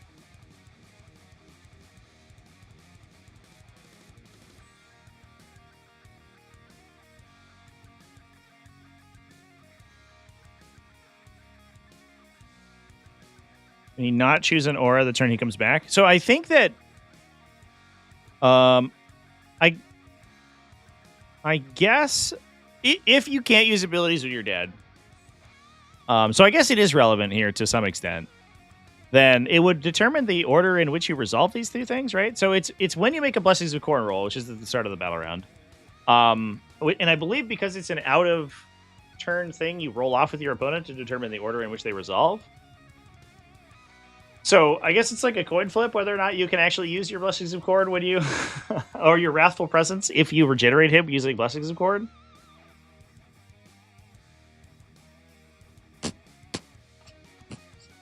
So you need to be able to do it when he's dead? Yeah.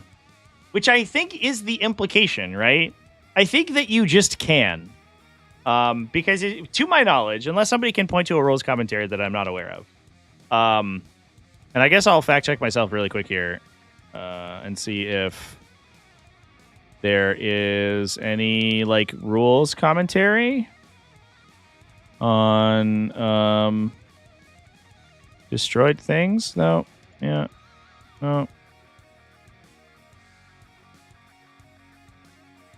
believe destroyed just removes you from the battlefield. So I think that you still can choose your Wrathful Presence when you're destroyed. But obviously that could not be the case. Yeah, you're removed from play. I don't know what that means.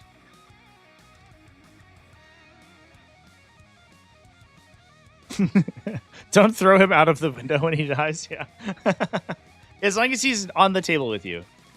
Yeah, how this exactly works has literally never been ruled on. It largely doesn't matter, because they made a Photoshop error on him too. They forgot to cut this piece out. Whoopsies. It largely doesn't matter. This is the only thing that matters is whether or not he gets this when he comes back, because most abilities require you to be on the battlefield, so it doesn't really make a difference.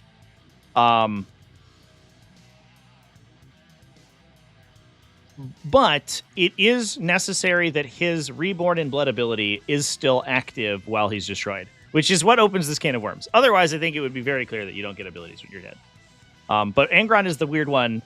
There's also a weird clause I think in the core rules, but I don't believe that it's in Pariah Nexus, that says that the game ends when one player has no models remaining in their army, which would theoretically mean that if Angron is destroyed and waiting to regenerate, but you are tabled before the end of the Battle Round 5, then he doesn't get to make any more regeneration rolls. I believe that this has been changed in the original, in the mission packs. But Angron's the weird corner case where that's largely the only time where that matters, which is super bizarre. He creates so many weird rules loopholes because he still has to be active in the game when he's dead, which is very weird.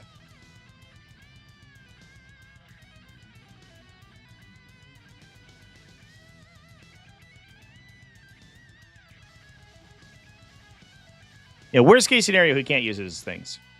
I mean, worst case scenario, if you want to get super pedantic about it and you don't get your abilities when you're destroyed, this doesn't do anything. But obviously, that's not the intention, because I wouldn't be able to use the Reborn in Blood ability if I can't use abilities while I'm destroyed. So, I don't know, man. Obviously, it has a cutout for that. So. But that's the only reason that it's a weird rules thing. I don't want to talk about rules anymore. Let's talk about what this guy does. So instead of activating any Blessings of Khorne at the start of the battle round, you can use 3 6s from Angron's when you roll the dice. So it still doesn't count as a Blessing of Khorne to regenerate Angron. The other player doesn't get to score. I believe that is the core rules. Is when every model in their army is destroyed. I believe that the game is simply over. But I think that has been changed in the. I had this discussion because somebody brought this up to me in a question, and I had to do a deep dive on it, and that's the thing I remember very quickly. And maybe it's a Leviathan thing, and it's been changed since. And I think that it has been. It's straight up in the core rulebook. Yep. The battle step occurs either at the end of the 5th battle round or once all of the models in one player's army has been destroyed. So according to the core rulebook, if you are ever tabled, the game ends immediately. So if you theoretically, if you are tabled with more models if you are tabled with more victory points than your opponent, you win on the spot. Because they are not able to play any more games. Or I guess it says that you lose if you're tabled, which I don't believe is the case for Pariah Nexus. This is only all right. So it's for only war. It's for only war. So this has, I believe, been changed for the other mission formats. But the weird part is that, for example, if I'm playing World Eaters and my opponent tables me, then Angron can no longer return because the game just ends. My opponent wins, but I don't get the chance to respawn my guy, essentially.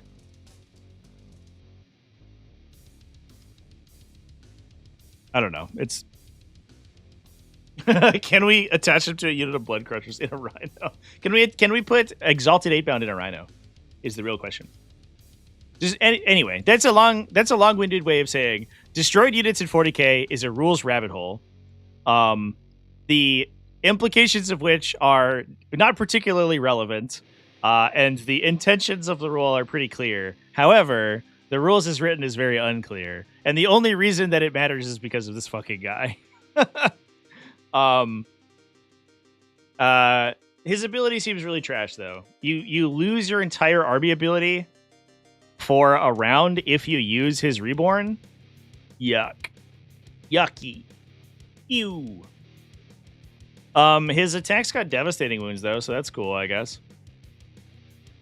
Were they always AP3?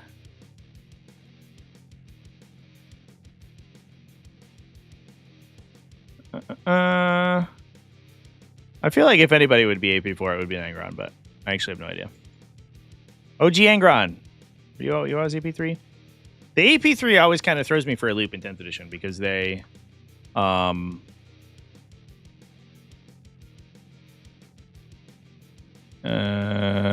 he was AP4, yeah.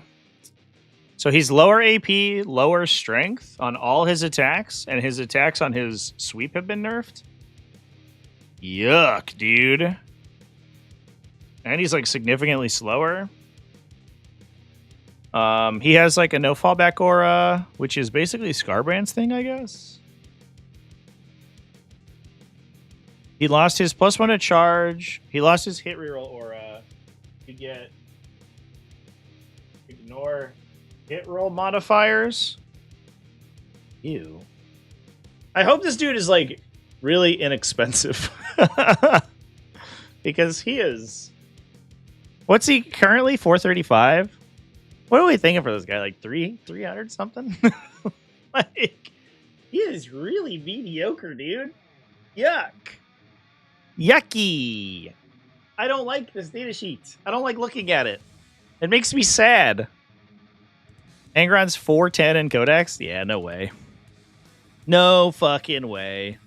He can get Lance and Twin Linked from a strat. From the Demon strat, yeah. You can give him Lance. Twin Linked is pretty good on him. But it's only if you have Lance active for the Demon's army. And the problem is that, like, he doesn't really get any other benefit from that detachment. He has to be cheap, I think. He has to be this, like, cheap nuclear missile that you go and send in and blow stuff up. Because, like, in the old version, he was hyper fast and a little bit more consistent on his regeneration, which I think meant it was like okay that he was very expensive, right? Because you had a pretty good shot, like, you generally speaking over the course of the game, if you were correctly building your army to regenerate Angron, you could get him back, right? Pretty reliably, like not automatically, but fairly reliably.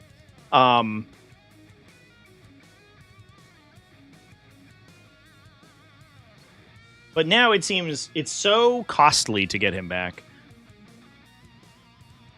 I don't know. Why does Mortarion sweep harder than the Khorne Demon Primarch? Great question. Is Mortarion's devastating though? That's the real question of the day. I don't know. That's an uninspiring data sheet, chat. Kharn the Betrayer, get reroll, hit and rerolls of 1. Oh, he respawns now?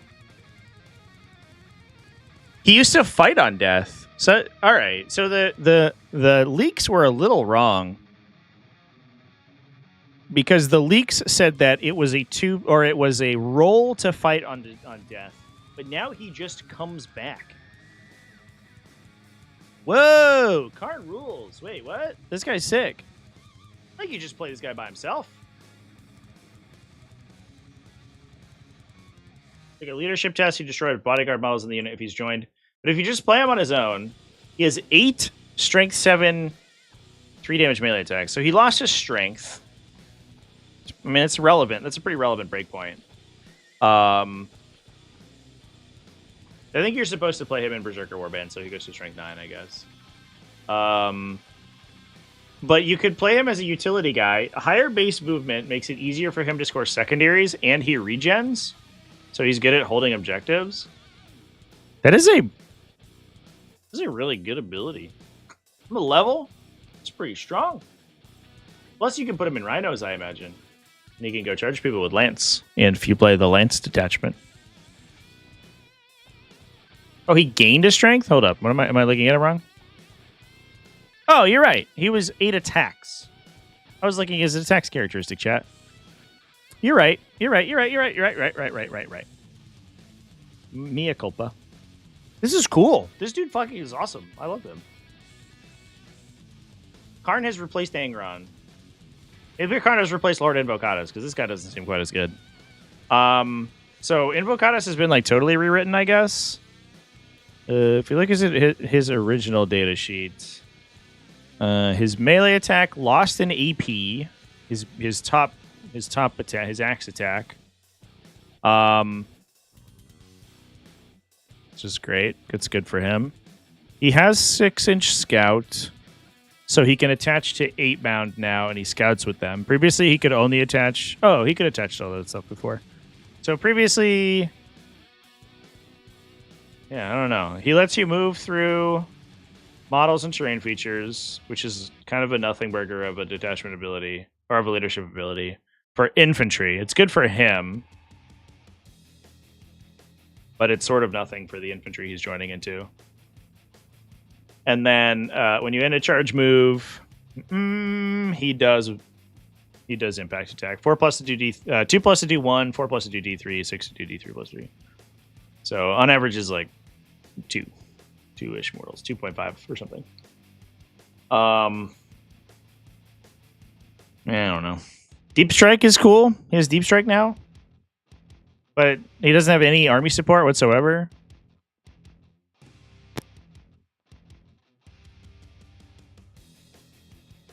I don't like him. This may be another guy that you just play by himself. If he's not, he's probably not going to be 140 points, I imagine.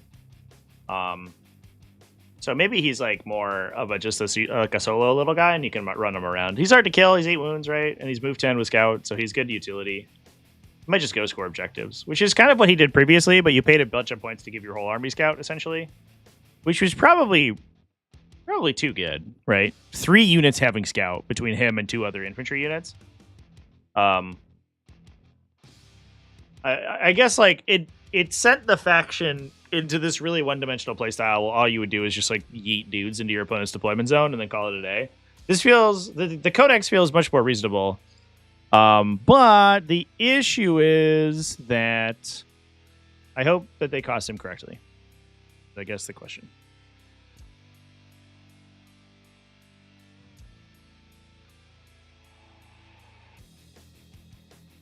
No demon keyword. Oh, that's true. Wait. The Juggy Lord is a demon, but the Invocatus isn't.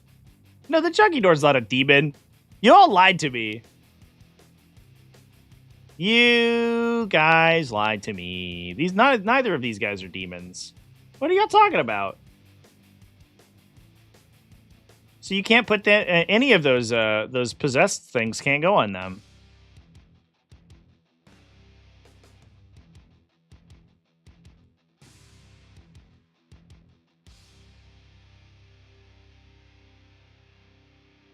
They both lost movement. Were they base 12 before? That's sad, but it is a little bit weird that if they were 12 and the other guys were 10, because the Blood Crushers are 10. Well, they lost the extra movement from the ability, right? From the army ability, but their top line profile didn't change. So on the whole, they are slower, but their data sheet isn't actually slower.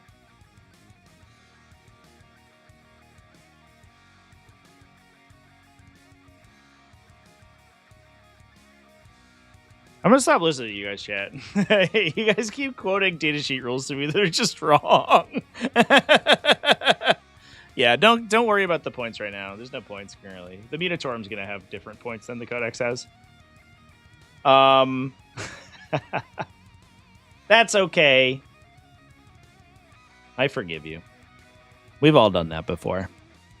Lord on Juggernaut improves your move characteristic of units in your of models he's attached you to 10, which literally only matters if he's attached to Khorne Berzerkers. Oh shit! If you attach him into Fleshhounds, he makes them slower? Oh. Oh, anti-synergy chat. Oh, no. Oh, no. He characteristic replaces them with a lower number. Oh, who wrote this codex, bro? Every once in a while, there's a really smart thing in this codex, and then that is maybe the least well thought out enhancement I've ever seen in my life. Nobody can tell how that ability is supposed to work. Oh man, that's annoying. Also, he doesn't give you move through units, only terrain features, which literally only matters. I guess you can move through like buildings or like Munitorum crates and stuff instead of just ruin walls, but that like largely doesn't matter. Man, what a weird thing to do. And then you get the 3-inch engagement range. Does his top line profile change at all? Or his weapon profile? Let's look. Survey says he lost his strength. No, he didn't. He was always strength 6. I keep looking at the attacks characteristic. I'm sorry, people. Yeah, no, he's the same in melee. 72612, yeah.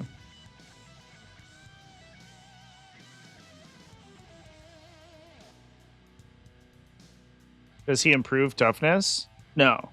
Yeah, every time you attach a leader to a unit, you always use the bodyguard. I have a video coming out about that. I recorded it yesterday. That should be up on Tuesday, I think. Talking about how leader... Like, it talks about multi-model leaders, but it will also talk about how toughness characteristics work. Because that's a big part of those leader units. Oh, boy. I'm curious about this movement thing, chat. What are y'all quoting to movement 12?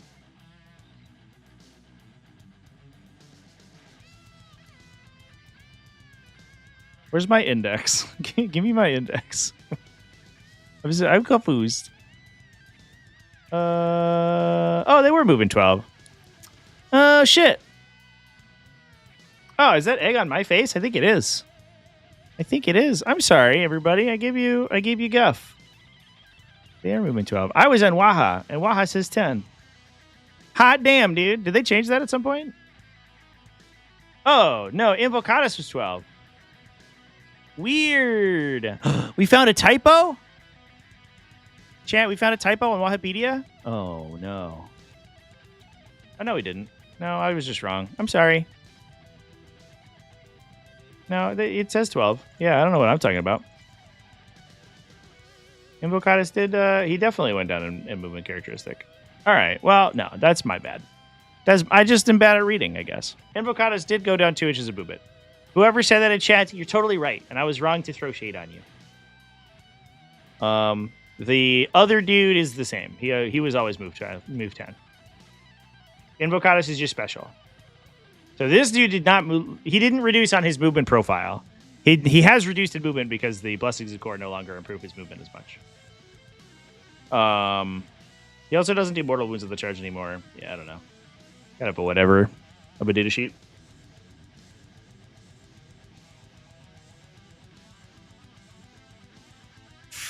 Does he gain up down from the hounds? I believe so. If that like matters for it to you, I guess. It's not like terrible. Like I don't know. It's just weird that he makes him slower. Up down into rapid ingress is really cool for a move 12 unit, but he makes the move 10, which is awkward. Master of Executions.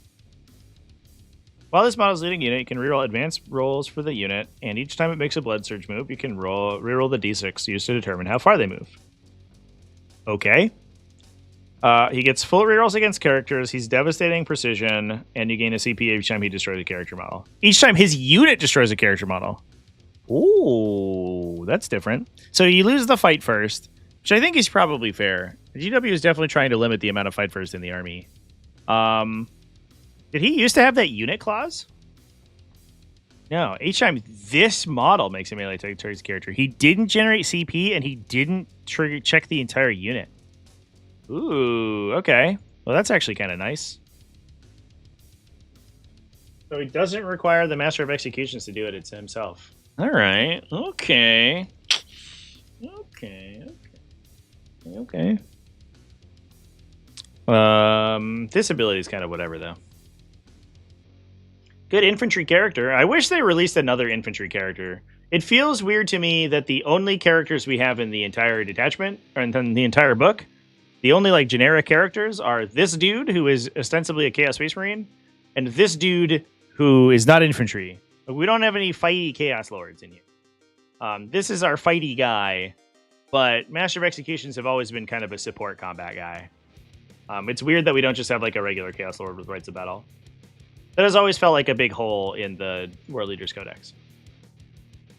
To just have like a spammable little fucking guy that we can put in our Berzerker units.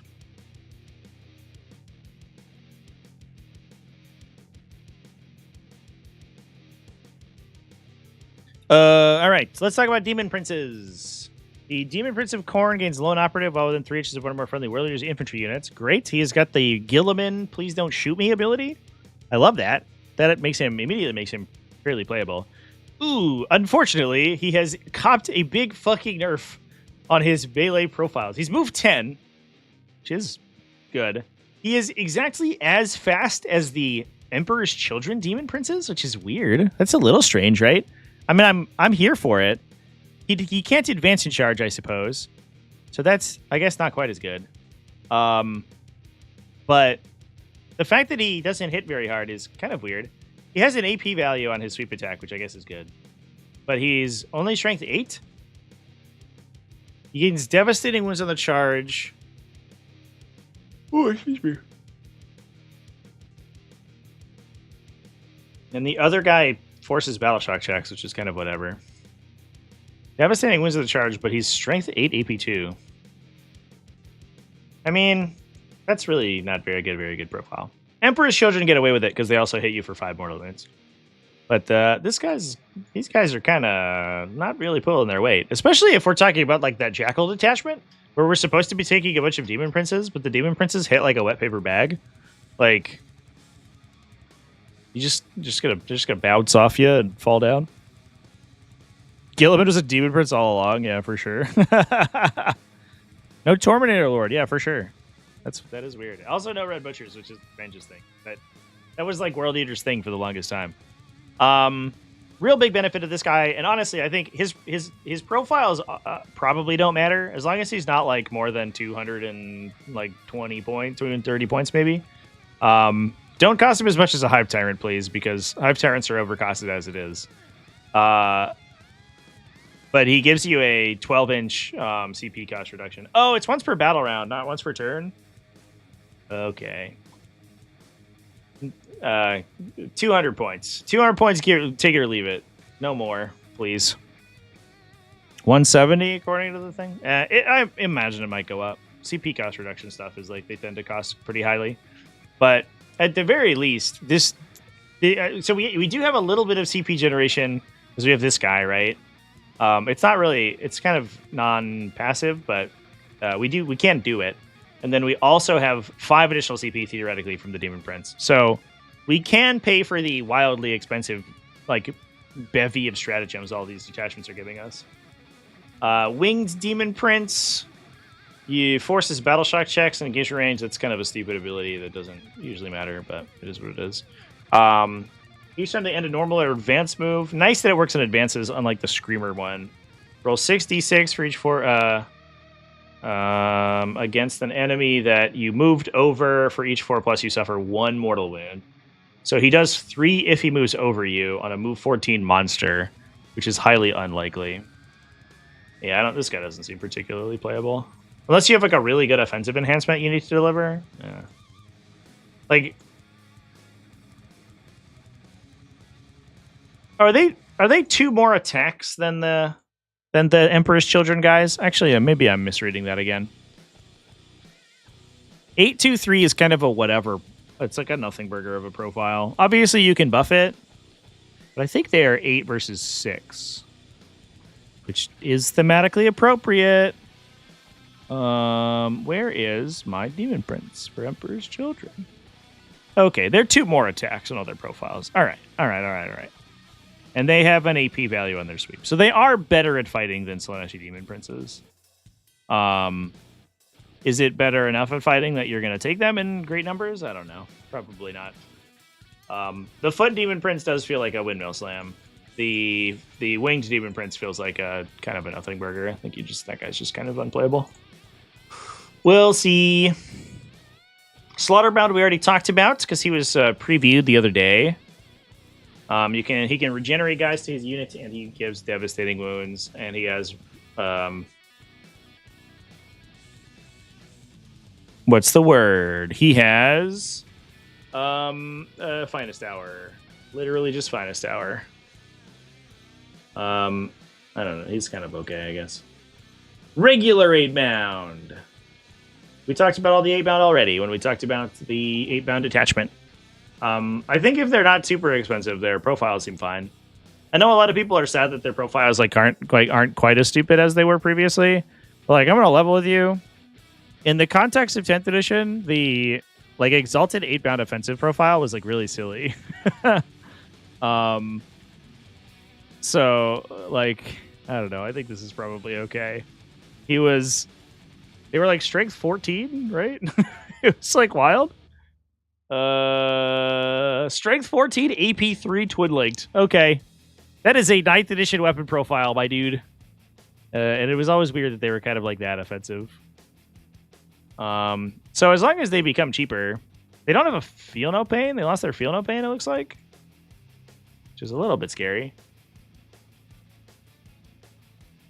Are they going to die? Are they going to get murdered? Probably. They're T6, 3-up, 5-up. They're basically an aggressor. So you'd hope that they're not. An aggressor without a gun. You hope that they're not super pricey.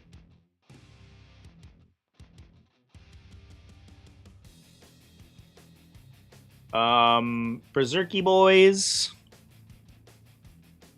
Blood Surge D6 plus 2. They have 4 strength 4 AP 1 melee attacks, which is it's a little weird to have the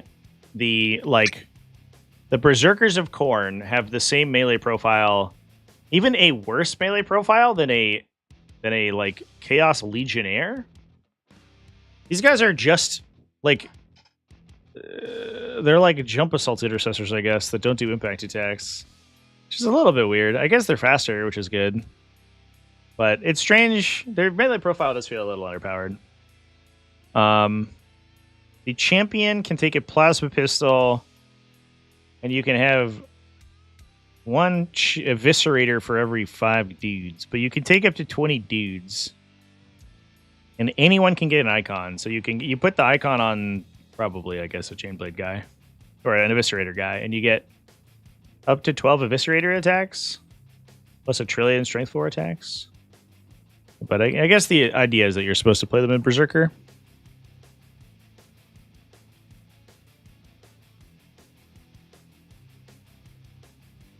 A minimum of 10. Oh, that's true as well. Yeah. Move 8, though. That's all right. Although, I guess, realistically, right? Everything got a movement buff baked in. But... So I think that there's a recontextualization that we have to do when we're talking about this codex. Because I think if we compare the data sheets... Now that I'm sort of reading through it. If we compare the data sheets 1-to-1 with the old versions... We're like, man, this looks way worse. All of our numbers are lower. Except for movement characteristics, which are generally higher. We obviously can't advance and charge, but there's other ways to speed the army up in detachments and stuff, right? These guys can do their disembark and charge out of rhinos. There's outlets for advance and charge and stuff like that. But the fact that we no longer have to pay the blood tithe or the blessing, excuse me, for +2 movement all the time, which was basically a windmill slam, essentially means that we get an extra Blessing of Khorne slot for free. So assuming your blessing roll is good enough, which is obviously a big if, and there are ways to mess with it. One of these is the Khorne Berzerkers, obviously. You can not unreliably get lethal and sustain, right, on all of these models, or reroll charges. So when we're considering these now like newly debuffed melee profiles, we have one of the blessings already represented, and all of them can be both lethal sustain at any time, which is I think a pretty important distinction. Obviously, is it quite as like sort of first order first order powerful as the original Index, where you just you windmill slam and YOLO all your dudes into your opponent's face and hit them? No, that was really straightforward and good. But I think that this Codex is better than people are going to give it credit for, because I think that the damage output of this army is actually deceptive. And that's what I have to say about that. Or dev wounds, yeah, against melee stuff.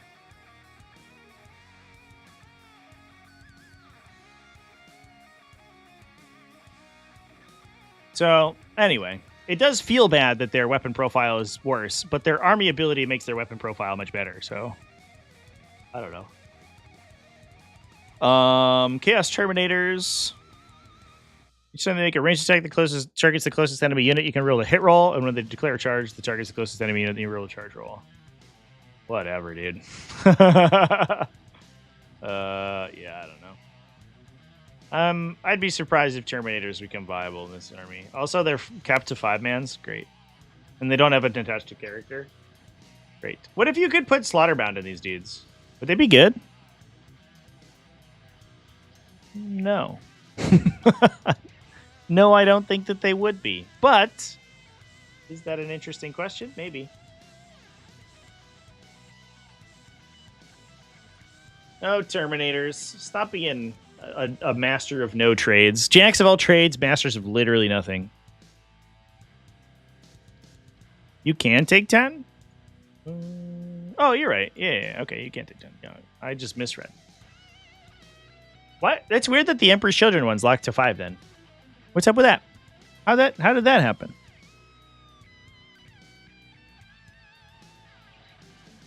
If you could regrow Terminators, yeah, I think that would probably be playable, right?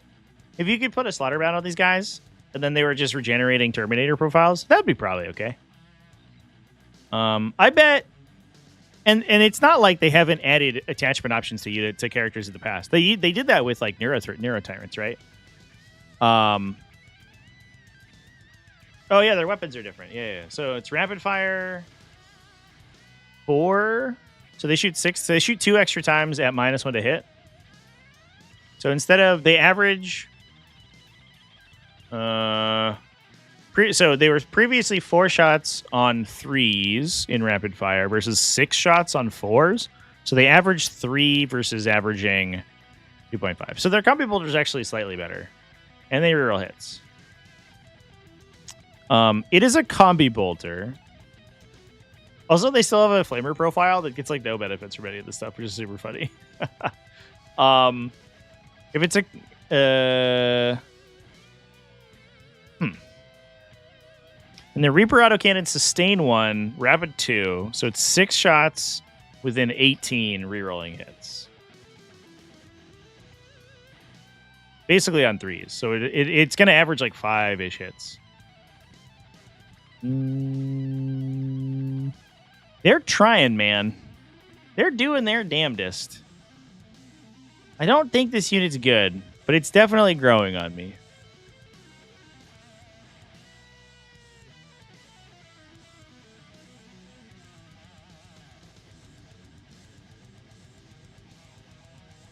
Yeah, the closest thing in reroll chargeable thing is always stupid. I think that Games Workshop sometimes forgets that your opponent gets to choose where their damage goes. That's one of the many reasons the Terminators have like kind of, unless they are extremely specialized, like a basic bitch Terminator, like the Stormbolter Power Fist Terminator has almost never been playable.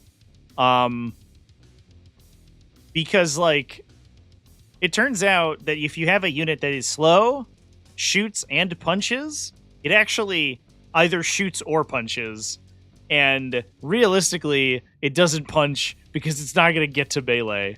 At least these guys are move 7, so that helps a little bit. But it is weird that, like, you're going to shoot yourself out of your charge range if you, like, shoot and then charge into something. I wonder how expensive they are. I wonder if you could take them in, like, the Khorne Demon Detachment, and they, like, kill chaff really easily, effectively or something. I don't know. It's definitely... They're doing something with this profile. They're definitely doing something. They are like the light infantry sweepers. If this is an army that ends up needing light infantry sweepers, a unit of dudes that shoots 60 times with hit rerolls is actually kind of okay. I wish they had a character though. That'd be new. That'd be neat. What if you could put? What if you could put literally any of these characters in them? What if you could put this guy into that unit? I think we're talking, right? Like, this dude becomes amazing if he gives them plus 3 inches of movement and extra attack distance. Like, that'd be goated. This guy would be amazing. GW, let my Terminator shine. Give my Terminators move 10. What the fuck? This guy would regenerate them, so he extends their threat range, like, that way. They were so close to greatness. Damn. Dang it. Dude. All right, well, maybe if they want to, they could change that in the future. Terminators or whatever. Jackals.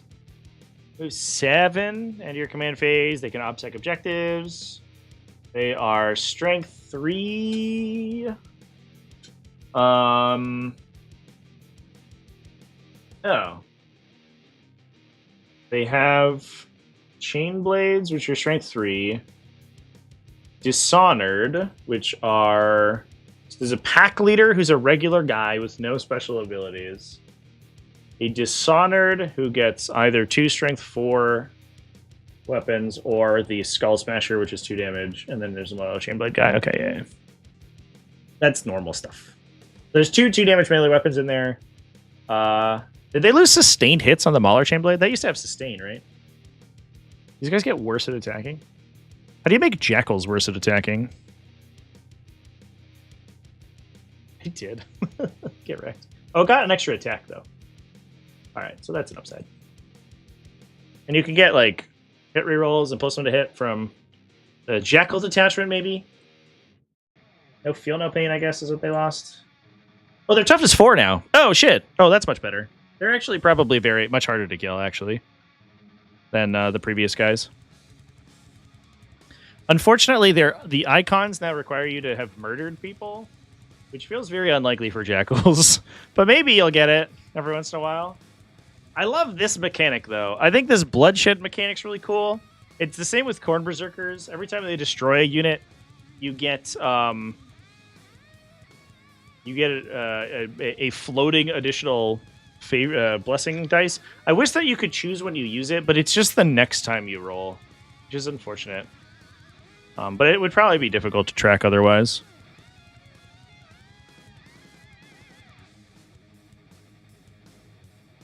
Somebody pay me to play 3 Lord of Skulls? I'll fucking do it, dude. Don't think I won't. I'll play anything you guys want, chat.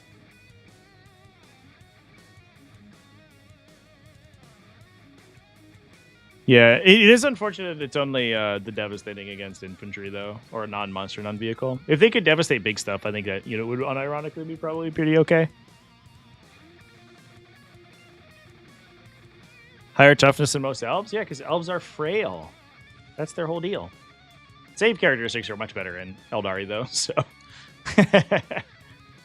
probably on the whole harder to kill. Helbrute, move 9. And your opponent's shooting in fight phase. So it does have the reactive fight, but it is much different. Each time an enemy unit targets this model, after that unit has finished making its attacks, this model can either shoot or fight. But when resolving those attacks, can only target that enemy unit. So it doesn't get to fight. It doesn't get to fight full stop, which is a big change. If it's equipped with 2 melee weapons, in addition to its close combat weapon, add 2 to the attack's characteristics of those melee weapons. Oh! Not 2 identical melee weapons? That used to be the thing, right? Wait, that's sick, actually. So you could take Fist and Hammer, and you get both profiles, and you choose one? And he's moved 9? Does this guy rule? Also, the funny weapon profiles. Missile launcher frag, D6 blast, rapid fire 3. Okay. Multi-melta, melta 2, rapid fire 1, so 3 shots at 18. I like that his damage output is like so far increased if he's within 9 now. Twin heavy bolter, rapid fire 2, sustain 1. Las cannon, rapid fire 1. That one's actually kind of sick. 2 shots. 2 shots also twin linked within a 24, which is very reasonable.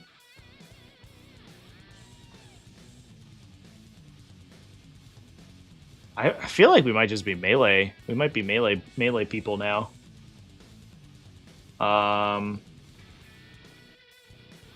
So he starts with a multi-melta and he starts with missile launcher multi-melta. So you can cut the missile launcher. You can cut the multi-melta for Fist and the missile launcher for like Hammer or Scourge, I guess. And for each Fist he's equipped with, he gets either a combi bolter or a heavy flamer. Okay, probably heavy flamer. Although his combi bolter does shoot 6 times, which is cool. Oh, this double melee weapon profile is actually kind of cute, chat. It's unfortunate that you can't take Hammer Scourge. That feels like it would be the best profile. But an 8 attack Hammer profile is like wild.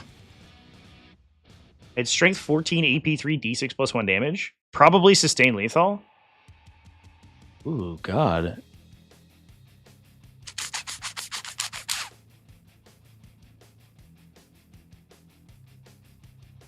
I think these guys are really good. I think this unit might be incredible. You go Plasma and Fist.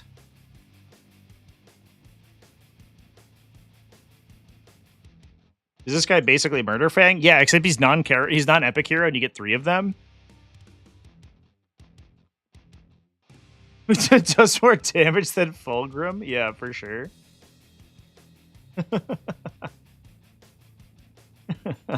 The plasma does seem good. Importantly, it's not 2 shots. So it's D3 shots blast, rapid fire D3. So let's say it shoots a 10-man unit. It gets D3 plus 2 plus D3. So it's not 2 D3 blasts. It's 2 D3 plus blast, which is a little bit weird. It's not quite as good as 2 plasma cannons.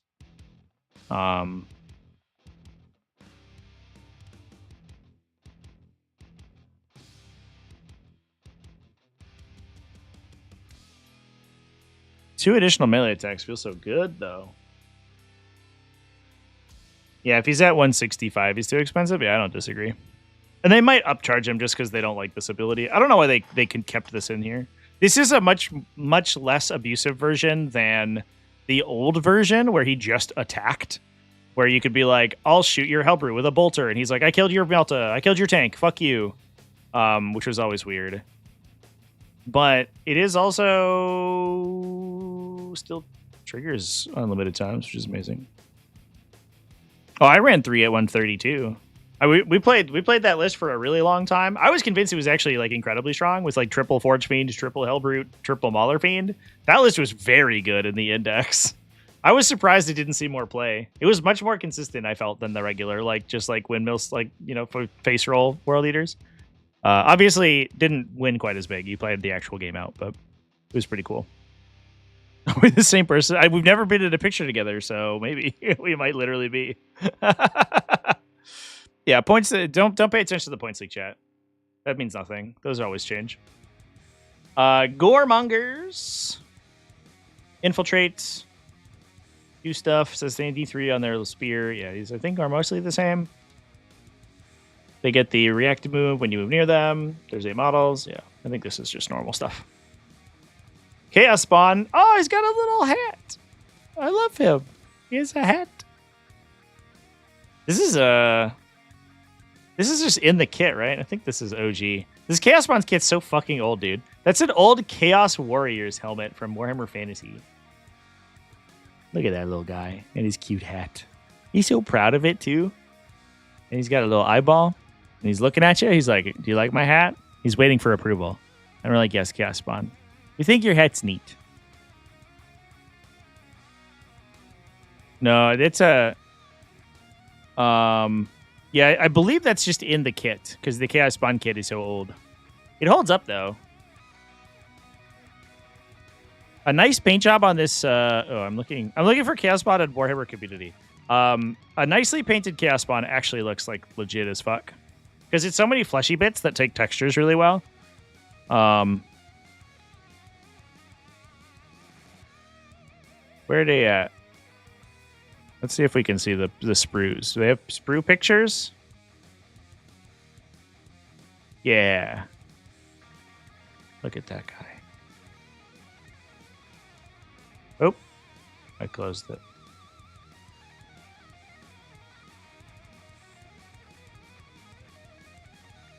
Ta-da. Ladies and gentlemen, we got him. Is that the only like god specific? Oh, I guess the other ones are kind of like implied.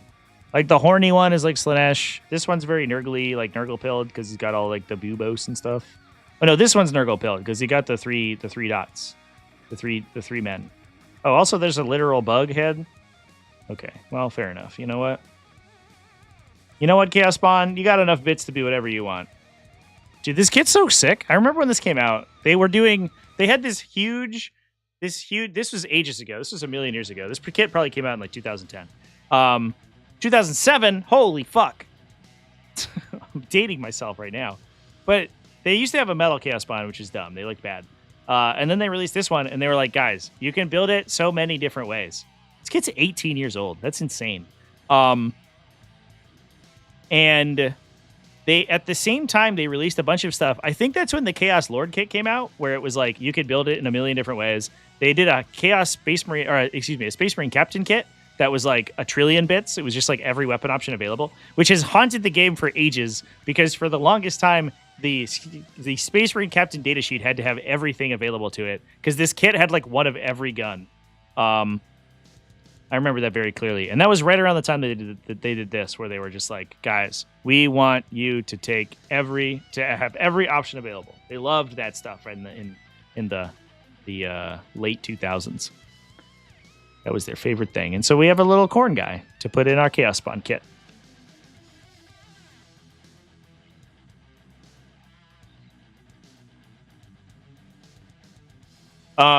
Yeah, let's talk about what these guys do. I got so excited about his tiny hat. I love him. He has an axe too, just a regular axe. This man used to be a Chaos Warrior from the Chaos Wastes.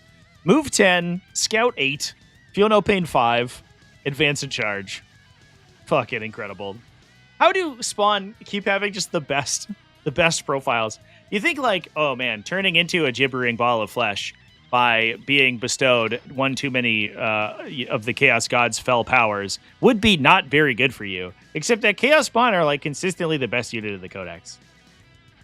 They're a 4+, 5+ field obeyed, D6 plus 4. They have more than normal Chaos Spawn attacks, strength 5, AP 1, 2 damage. They're really fast. They're like fast as fuck. They'll get engage on turn 1. Like Scout 8, advance, charge your infiltrator, get into your deployment zone, chop up turn 1. Are you kidding me? He moves like 24 inches on the first turn of the charges. God, this unit's so good. Jesus Christ. You just always play Chaos Spawn. Every Chaos army, it doesn't matter what it is, unless you're dumb Chaos Space Marines with their trash Chaos Spawn. Who's excited for the Nurgle ones that are going to be only move 8 but have a 4+ feel no pain? Who's excited for that? I'm ready. I'm ready for them to be literally invincible.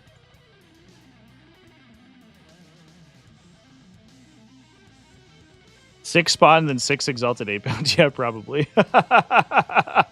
For sure.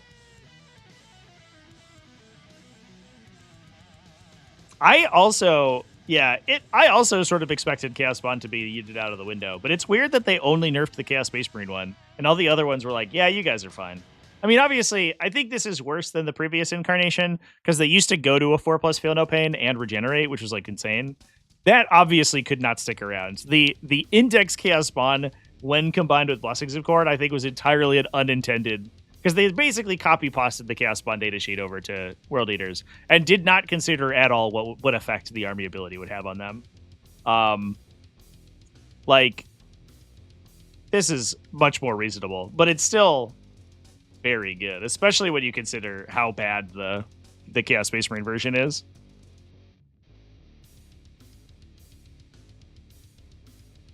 Invest in spawns and rhinos, yeah. Stonks up. For these guys and for Emperor's Children. It's sad to me that Coterie of the Conceited is like so weirdly efficient in how it plays, because I don't have any space for Chaos Spawn in my Emperor's Children army right now, and it makes me like it just like it crushes me internally. I feel so sad.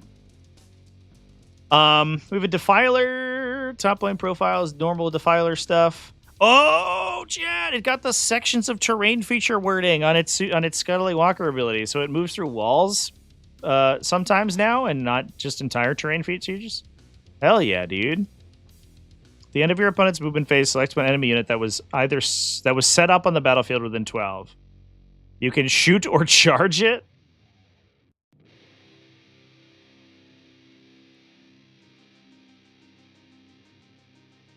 There is a very funny interaction here that is going to come up once every like 12 games, but it's going to catch somebody out and they're going to lose the entire game over it instantly. They're going to have a transport in the center of the table, disembark a unit, and move it towards the Defiler. And then at the end of the opponent's movement phase, you go, hey, you set that unit up on the battlefield because it disembarked a transport this turn, and then you're going to charge it in their movement phase, and then they're going to lose the game. Otherwise, this ability is like really bad. It's like very. I guess it's not that bad, but it's so quarter case. But every once in a while, your opponent's gonna disembark from a transport and then get the worst kind of got, and they're gonna lose. It's gonna be so silly. Yeah, Inceptors are just gonna die, but also Inceptors can go anywhere, and like you could just not go in the Defiler's line of sight or whatever, and it won't be able to do anything. Charging people in their opponent's movement phase is wild. Ryan G donated $2 through Super Chat. Crab Rave mode, engaged. Hell yeah, Crab Rave mode. He's got Combi Bolters, Rapid Fire 4, Combi Weapon, Rapid Fire 1. It's weird that the Combi Weapon is just identical to everyone else's. Defiler Cannon hits on 4s is Rapid Fire 3, so D6 plus 6 shots. It's okay. No Ignore Cover outlet in this whole army, though, I think. So that's probably kills that thing. I think this guy... His melee attack's like identical to everyone else's. Does he have one extra claw attack? Do normal Defilers have 5 claws? I think they do. Unless I'm thinking of Soul Grinders. Who else has a Defiler? Chaos Space Marines do, I guess? Where they at? Where they is? Where's the Chaos Space Marine boy?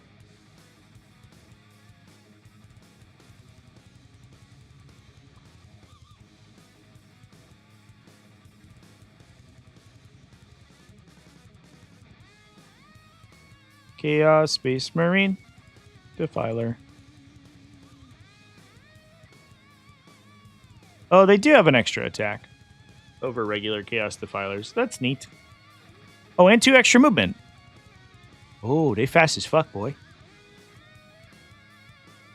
Is that worth having basically no synergy with your ranged attacks? Probably not.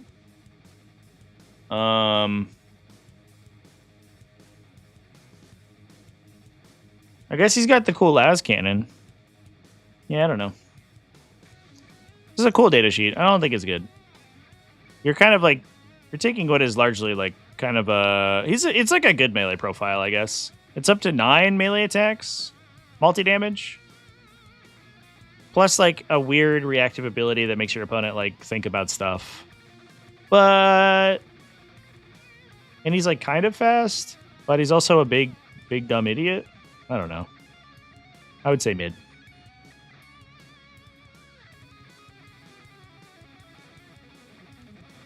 Can we all agree to just remove Defilers and Soul Grinders, make a big Demon data sheet to play them as like a graded cleared one? Yeah, just put him on a fucking base, dude, and give him like a big, cool profile.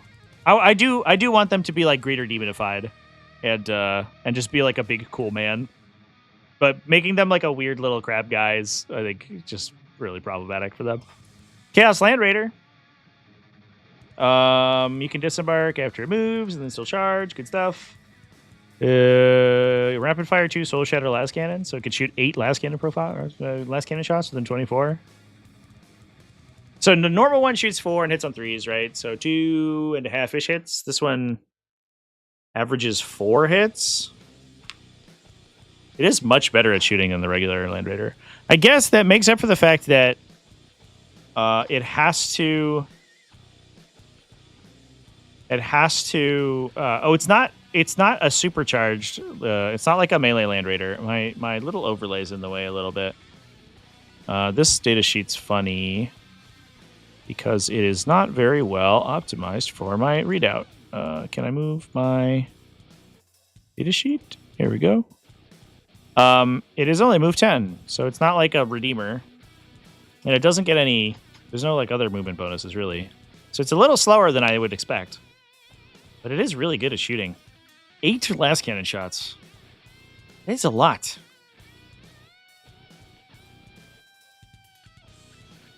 And 14 infantry models? That's so it can take a Slaughterband and 6 possessed.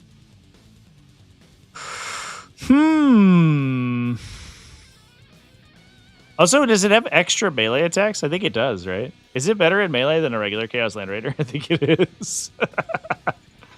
Where's the... Give me a regular Chaos Land Raider.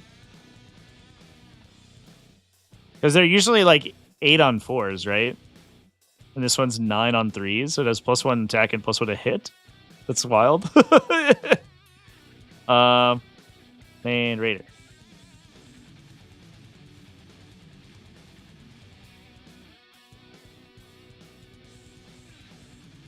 Oh, they're 6 on 3s. This one has 50% more attacks and +1 to hit with them. This guy's unironically really good in melee. You run into a light infantry unit with this dude, and they will die. He will actually just kill five like guardsmen sometimes. That's super duper cool. Man, this guy might be good. Is he good? Is he good? It's the extra spikes, of course. 9 melee attacks, his strength 8 is mental. Yeah, it's not like it's not a highly relevant profile, right? He's not going to like kill an entire unit, but he will kill an extra model every once in a while, to the point where it does feel relevant. Oh yeah, also blessings. Yeah, so he's getting like sustained lethal.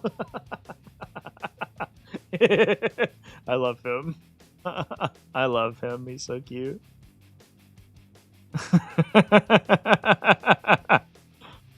Wow.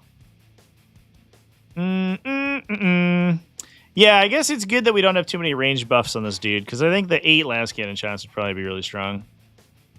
But it's hard to source like reroll hits and stuff. So you're still probably paying 250 points for this big idiot. But that might be okay.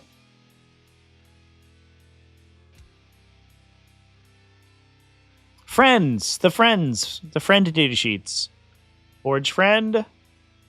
Active plasma cannons get rapid fire 1. Oh, just 1? Sad. Hades autocannon gets rapid fire 4. So it shoots 10 times. And you reroll hits against the closest eligible target within 18, which means they automatically rapid fire. Whoa. Wait, these rule. Wait, hold up. Wait, I think forge feeds are an auto in. Like every list. So you shoot, if you're blasting 1 time, you're shooting between 9 and 15 shots on 4s re-rolling with the triple ectoplasma loadout.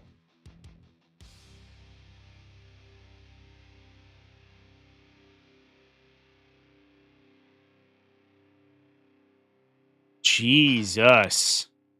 Yeah, no, these things are crazy good. I think that demon gun build that we were talking about might actually be really strong. Whoa. Whoa. Forge friends. Calm your tits. This guy's cool as fuck. Mauler friend. Is he showing up on my screen here? Yeah, he's okay. Each time he declares a charge, the target's model below starting strength, you get +1 to charge. If you're below half, you get +2. I believe that was his old ability as well, right? You used to also get +1 to hit, which he also still does. Where's Molly friend? They were just the same ability. Okay, so if it was below starting strength, it used to gain +2 to charge. Now it gains an increasing plus charge bonus. And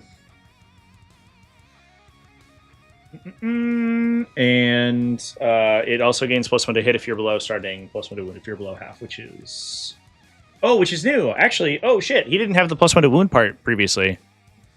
Whoa, he also got better? And like randomly his magma cutters can rapid fire sometimes now? That's cute. So he's slower on the whole. Like he's move 12 versus move 12 3d6. Like move 12 advance and charge, and he used to be always +2, and now he's sometimes +1 and sometimes +2. But he can access +1 to wound. Gee, and these guys were cheap in the previous codex. They were like 135 or something. I wouldn't expect them to go too far up from where they're at. Oh, is the friends list goated? I like these data sheets, chat. Ooh. The big demon engines might be the way to go, dude. I guess losing access to the Feel No Pain is relevant, but they are more off. Oh, they got 2 extra melee attacks as well on their main melee weapon. They go in from 6 to 8. Holy fuck. All right. Mauler Fiends fucking rule, dude. Dude, I think you're building. You want to build World Eaters, bro? You want to build World Eaters army? You just buy 6 of this fucking kit. Oh my god, these data sheets are incredible. Oh jeez. They'll release a World Eaters detachment giving sustains too. God, please don't. Oh man. What's the Khorne version of Mordaka? More blood.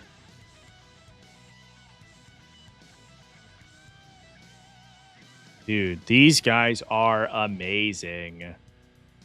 What a great data sheet. Boy. Also, the random Forge Fiend has like 8 2-damage melee attacks if he takes the bitey mouth, which you will never do because you're gonna take the reroll hit ectoplasma cannon. But the extra attacks on everything's like super relevant here. God, these are cool as fuck. I want to play Demon Engine World Eaters now. Let's go, dude. That's my next project for sure. We're playing Demon Engine World Eaters. These guys are sick. Predator Annihilator. Each time they target make a ranged attack targeting the closest eligible monster or vehicle within 18, reroll wounds and damage, as opposed to just reroll damage targeting monsters and vehicles.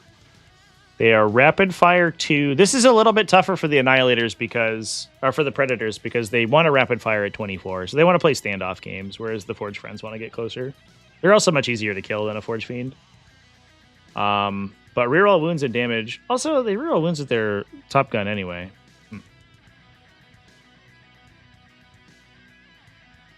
That's a little weird. Okay.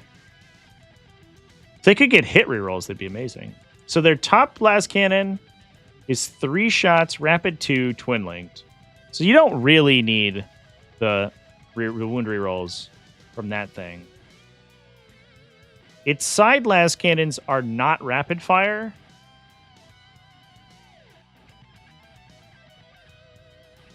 But are still ballistic skill 4. But you get wound rerolls, so it's like, I guess, a wash maybe.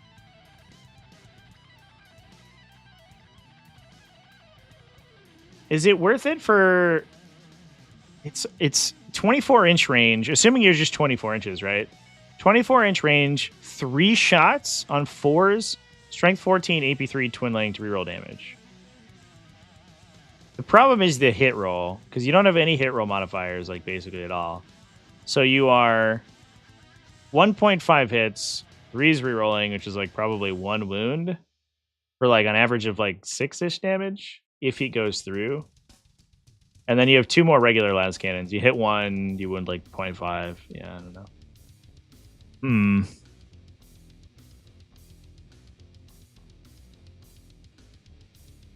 I like the idea. I don't know if these guys are quite worth it.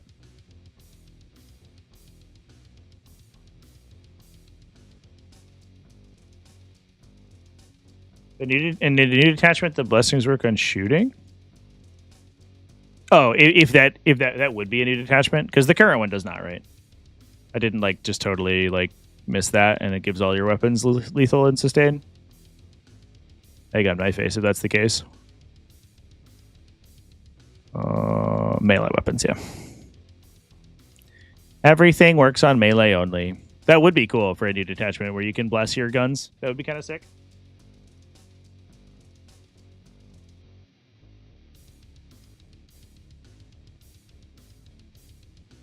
Give ranged attacks access to blessings. Yeah, that would be an incredible detachment for sure with these profiles. I like this. I actually, from a design standpoint, I think that these guys are really, really cool. Just the fact that they're like, hey guys, we're totally recontextualizing how you shoot. We're not going to give you any shooting bonuses. We are going to up power all of the guns to the fact that they are, in fact, at a base level, higher efficiency when you're playing within 18 inches of your opponent. Higher efficiency than the regular version, right? Because this Predator Destructor profile, or this Annihilator profile, 3 shots on 4s, full rerolls, full wound and damage rerolls, versus 1 shot on 3s, wounded damage rerolls, is better, right? You're averaging like almost literally twice as many hits. But obviously the other profiles get like huge, enormous bonuses from detachments and things that these generally won't get, which I think is really, really neat. So it keeps these units relevant while we're like retaining them in the army and making them play towards the army strengths. This is like a really smart codex, or at least this part of it is. Obviously, there's like some weird stuff in it, but again, I think that this codex is probably better than people give it credit for. Predator Destructor is rapid fire 6. Okay, so it shoots 10 times instead of 6, but hits on 4s and it suppresses enemies, excluding monsters or vehicles. Yeah, whatever. So it's 10 on 4s. It averages 5 hits instead of 3, I guess. But you're not like, you compare this to a Death Guard Annihilator, and it's going to do so much less damage. They're probably saving on 3s, and you're winning on, let's say you're winning on 4s. You average like 2.5. And they're saving on 3s, so an average of like 1-ish wound goes through from the auto cannon, so you do 3 damage per shot. If you're within 24, they don't even get it at 48.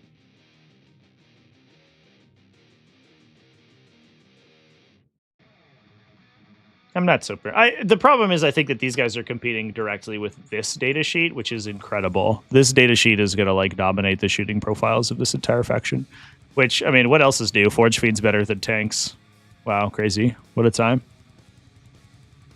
It's a good 4th Forge Fiend, yeah, for sure.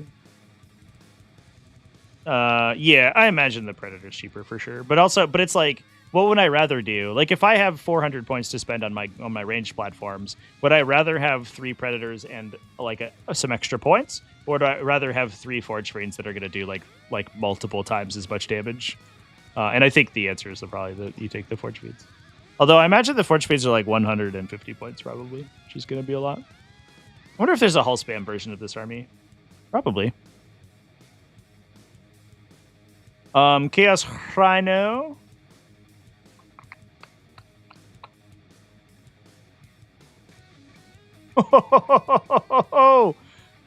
Man, I love the new Rhino abilities they're giving everyone. This one's nuts.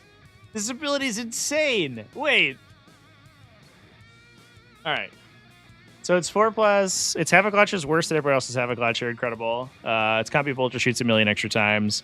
You can gain 2 Combi Bolters, so you can fire fucking 12 shots off Combi. That's crazy. But it has a reactive disembarkation. Each time an enemy unit is set up or ends a normal, advanced, or fallback move within 9 inches, any embarked units can disembark.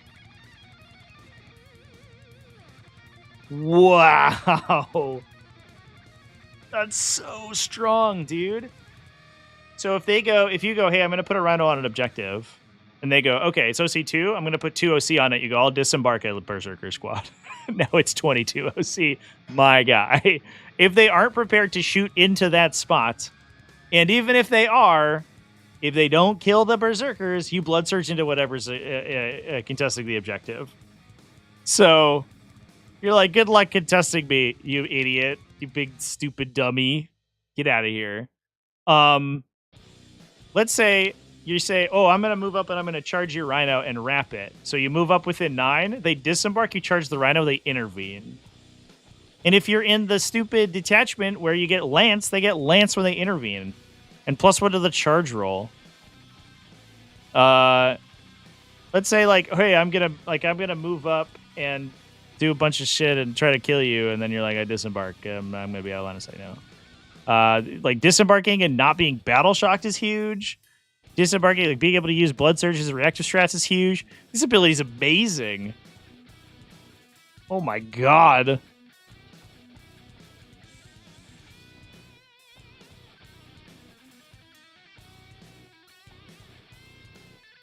Yep. Yeah,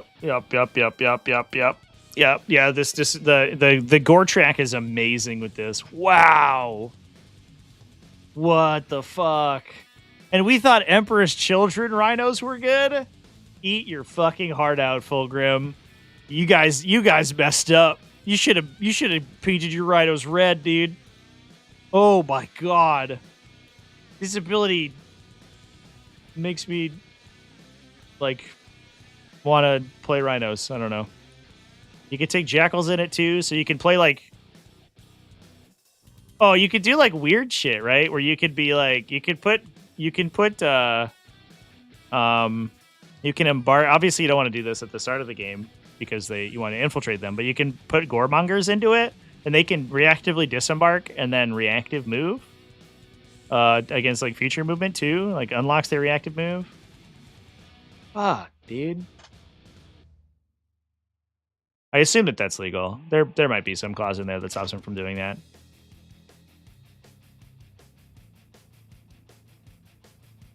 Why not just disembark the previous turn? That's a very complicated question to answer. Doing things on your opponent's turn is generally speaking better than doing them on your turn. Because your opponent doesn't get to react to your positioning in real time. You know what I mean? So like if you disembark if you move the Rhino, I say, I'm going to move this Rhino and I'm going to disembark onto this objective. My models are here. I have 5 OC on the objective because it's 2 Berserkers plus the Rhino. Some guys are behind a cover or whatever. Your opponent goes, okay, great. I'm going to move perfectly such that I'm in a difficult place to blood surge. I can test the objective and I can shoot those Berserkers. And then you go like, great, that sucks. Now the Berserkers have taken a bunch of damage. Maybe they blood surge onto the objective. Maybe some stuff happens. But also my opponent got to maneuver around what I was doing. In this case, your opponent can't activate perfectly with full knowledge of where your models are disembarking. They go, I'm going to move in a unit to this objective, and I'm going to put 4 OC on it. And you go, I'm going to reactively disembark exactly enough models to retain control of this objective, regardless of what you just moved. If they move anything beforehand, you know where their guns are. If they move their guns before they trigger this ability, you can place your your models in such a place that they cannot see you. There's like, you get so much more information when you're doing this movement on your opponent's turn that it's like wild. It's like so much stronger.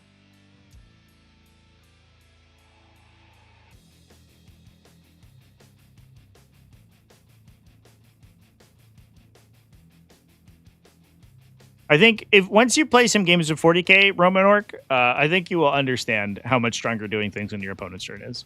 It doesn't feel like it works that way, but it super duper does.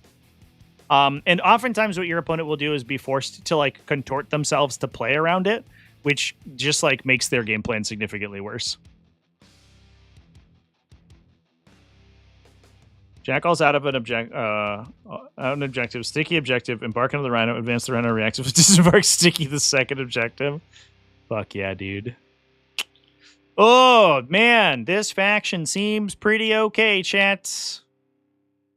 I understand the World Eaters community being upset that their like the face roll game plan's not as good, but man, does this Codex actually seem sick.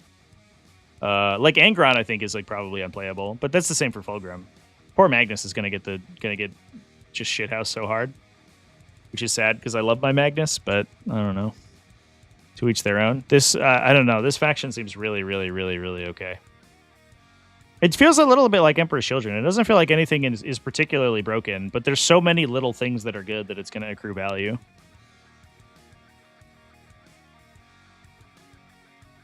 All right, Heldrake. It's rapid fire on its thing. It gets plus 1 hit against fly stuff. It's devastating wounds, anti-fly. It's a normal Heldrake. I think it has an extra attack over the regular ones, which does probably make it actually pretty good.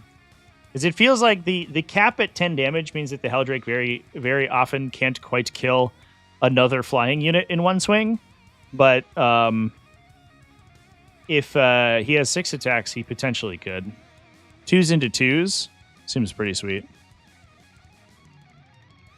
It's weird that World Eaters get the Shooty Forge Fiend. Yeah, the Emperor's Children not having any friends is a strange one. But I mean maybe the idea that it was like Noise Marines are like so strong they didn't want to like dilute the waters. Maybe I don't know. Heldrakes are too expensive. I agree. Also, wait, this Heldrake has a 3+ save. Doesn't the Emperor's Children one have a 2+ save? That's weird. Are we playing Heldrakes? Probably not. I guess it's like Games Workshop's really reticent to make aircraft good, but it feels very strange that there's this like big do nothing of a guy. Khorne does have like a sub theme of demon engines, yeah. Because he's had the Lord of Skulls and the Brass Scorpion and all those big dudes.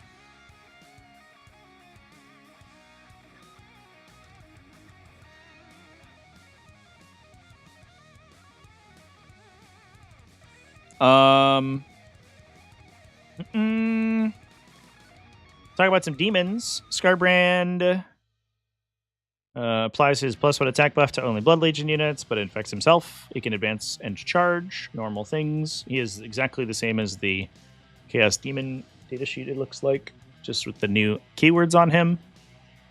I imagine that these are all the same.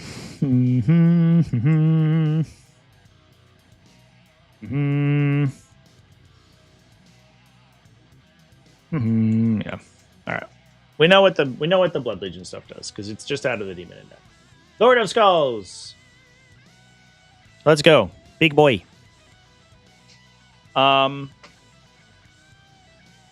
So first off, T13, 24 wounds, Deadly Demise D6+2, OC 8, move 12, super heavy war engine.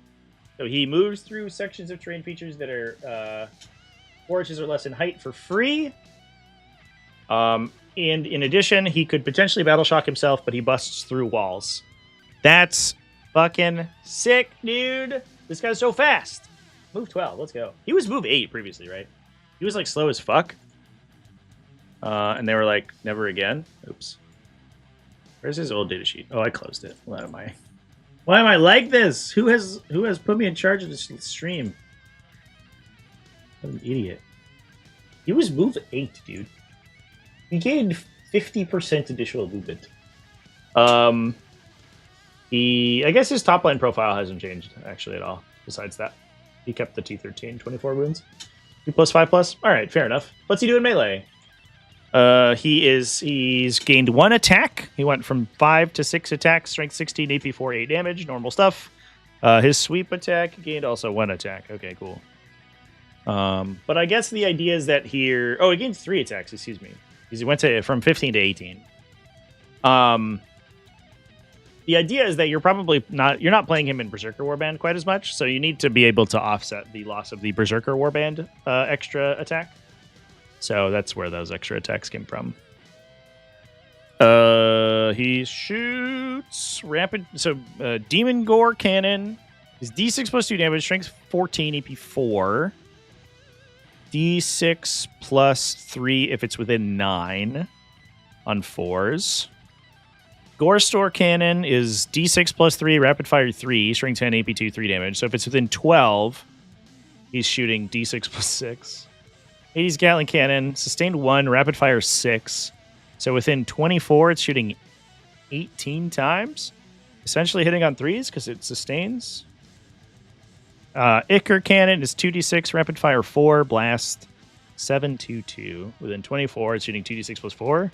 Plus blast, so probably 2d6 plus 5 or 6. Skull Hurler is rapid fire 3, non-blast, 2d6, strength 14, AP 3 damage. He gets, I always forget what the thing is. So he starts with the Hades Gatling Cannon. So it's either the 18-shot Hades Gatling Cannon or the 2d6 plus basically always 3 Skull Hurler, which feels to me like the way to go. Well, let's see. The Hades Gatling Cannon, it depends on if you're shooting big stuff, I guess. The Hades Gatling Cannon fires 18 on 3, so 12 hits.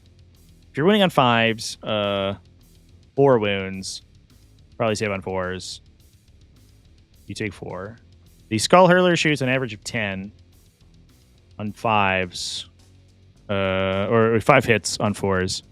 Wounds on 3s, so 3 wounds. Save on 4s, so you do like 5-ish damage. The Skull Hurler is slightly better against heavy targets, but the Hades Gatling Cannon is much better against light stuff. So maybe it is Gatling Cannon time. Although it is hard, it's slightly harder to trigger its rapid fire. Just not that much. I know, right? Yeah, the long ranges, like previously 48 inches was basically the entire table. But now rapid fire on everything means that 48 inches is you actually have to pay attention, which is kind of cool. Same with the 60-inch range.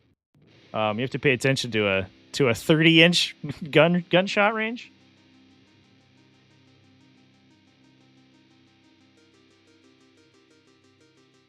Play him in Goretrack to reactive move after being shot. Oh yeah. There's no riders on that, right? It's just a vehicle.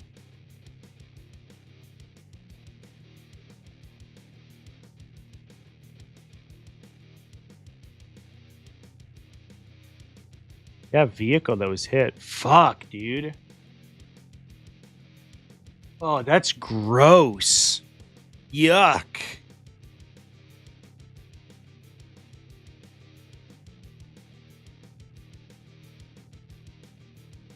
This guy seems sweet.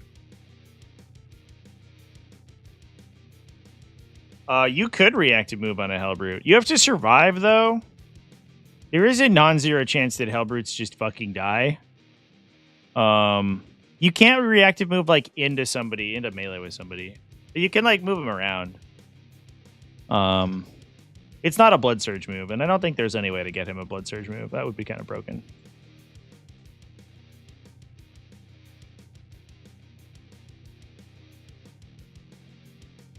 People thought Goretrack was the Rhino Detachment, but it's friends and Lords of Skulls. Yeah, for sure.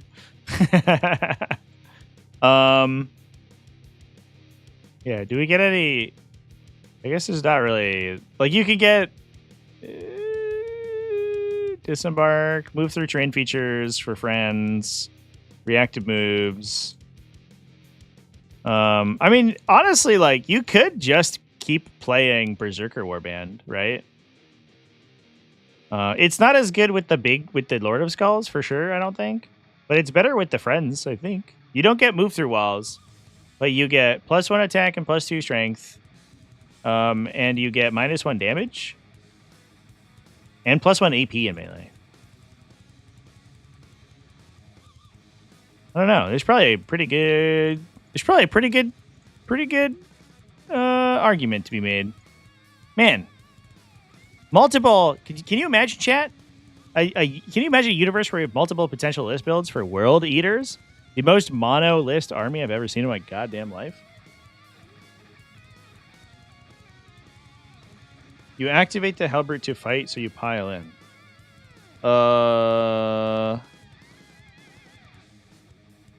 So there is, I believe, a commentary on reactive fight activations. I believe that you have to be eligible to fight at the time that you trigger the reaction, which requires that you are engaged at the time. On original printing, I believe that was the case, but I'm gonna fact check myself here. But I believe that that's the current wording.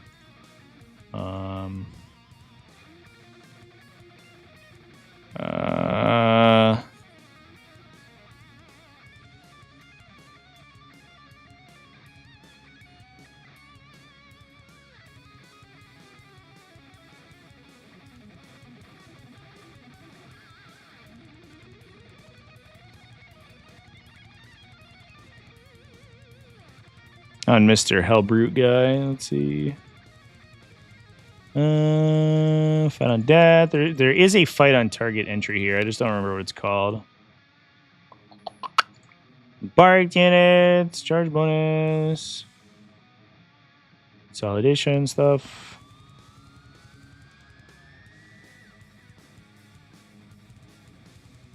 All right. This one allows you to do it multiple times. Maybe I don't know where it's at, chat. It might be a... It might be a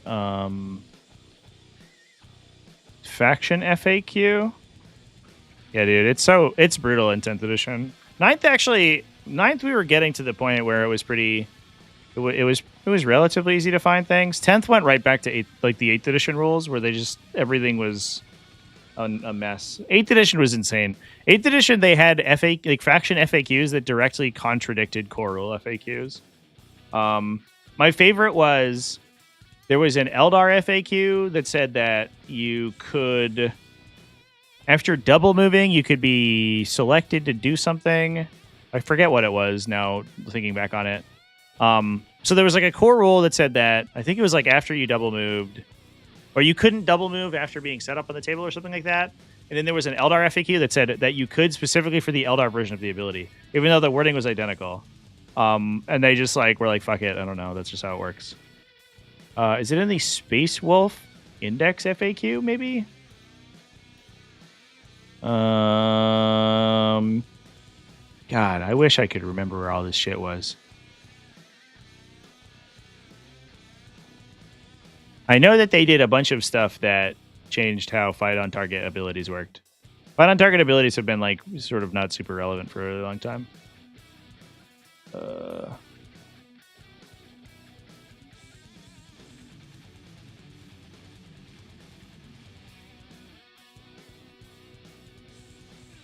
It is in data cards or whatever, errata. There's an errata for indexes, but it's not the index errata. It's the what's it called? It's the stat card errata or something like that. Oh, index card errata. And I think there's a Murder Fang FAQ.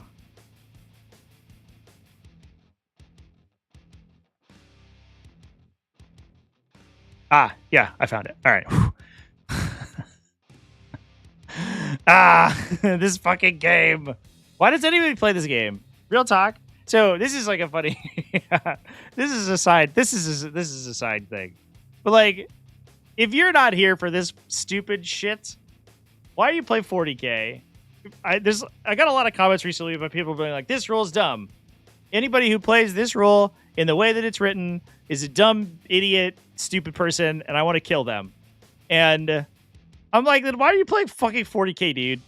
If you can't deal with the ambiguity, literally play a different game. Go to Prestream.com and download the core rulebook and read it, and then be like, wow, this game seems sweet, and then play it yourself because it's free.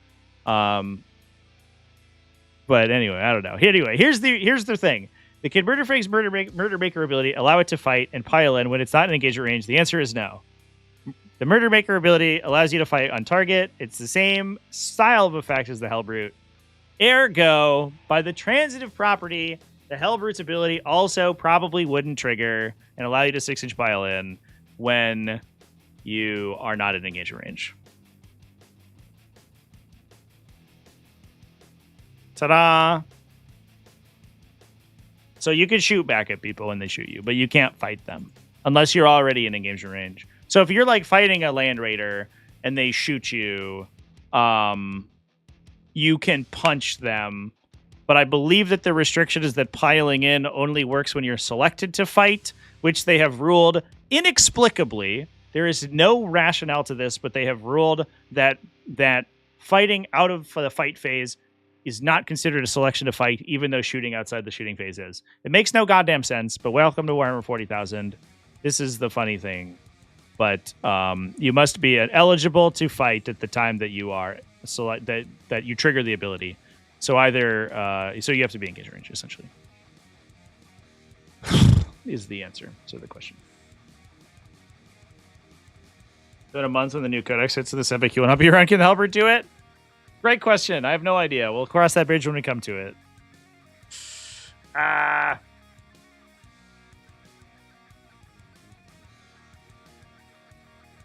Am I gonna look at the Death Guard book tomorrow? I've got a stream schedule up for it. We'll look at it tomorrow morning. I don't want to. Otherwise, we'd be here for like 8 hours, and I have to go do other stuff for a bit. Imagine, yeah. The only thing about that lets Goretrack down is most of the enhancements can be usable on. Can like only be usable on Master of Executions. Yeah, I agree with that for sure.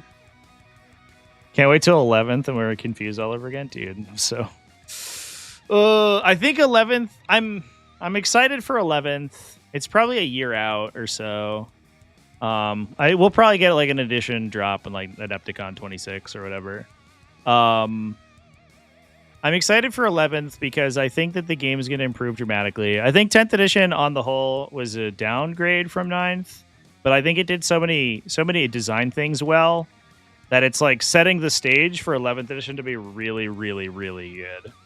And I'm excited for that. I'm not excited for them to rewrite the entire core rulebook in a way that breaks every single mechanic, because they do that every edition, and it makes me so mad.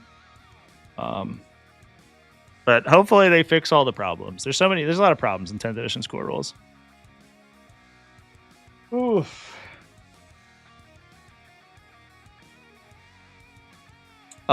Just deleted Thousand Sun's ability to use demon allies. Yeah. I mean, they've lost it for like a month, right? Like, I don't know. It is what it is. In fairness, not many people are playing Thousand Suns right now anyway. And also, not many people are playing Thousand Suns with demons. Turns out when your army is like a minimum 250 points for a battle line unit with a character, like it's hard to fit anything else in there.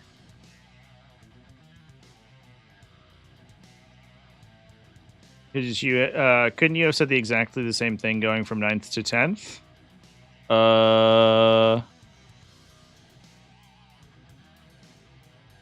I guess so.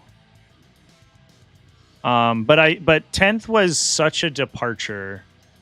So 9th was like kind of 8th edition 2.0. It used like most of the same mechanics, and it basically just cinched down. It like removed all the stupid ambiguous stuff and like the weird rules inconsistencies that 8th had. Not that 9th didn't have its own problems. Obviously, it had its own rules issues. But 9th was very much like 8th edition, Redux. 10th edition is like an entirely different game. They just basically took everything and stripped it down and rebuilt it. So, like, I don't know. Like, and usually there's also a cycle that Games Workshop tends to go through where they will go a couple, like, 2-ish editions with the same, like, baseline rules. Like, 9th edition was built to be compatible with 8th edition codexes. And I think the same thing is going to be true of 11th edition. So they did all this work to redesign how units function that they can now use on a future edition, which they weren't doing between 8th and 9th. So I do think it is actually functionally different. Imagine 9th with the more frequent updates of 10th. Fuck, dude. Don't. We don't have to go back to talk about how sick, like, end game 9th edition was. It was really fun, dude. Ooh, boy. Hope they move away from leaders. Yeah, I miss Hero Hammer a little bit for sure. I don't. Leadership abilities are kind of weird. Hopefully they fix this issue. Cited Trevi 2018, bro. Oh god. Was I playing 40k in 2018? I think I started 2019, or I restarted. I played when I was a little baby, when I was a kid, when I was in high school, and I think I restarted in 2019. I can go through my photos. Actually, I went through my photos to clear space the other day, and I found the photos from my first ever 40k game.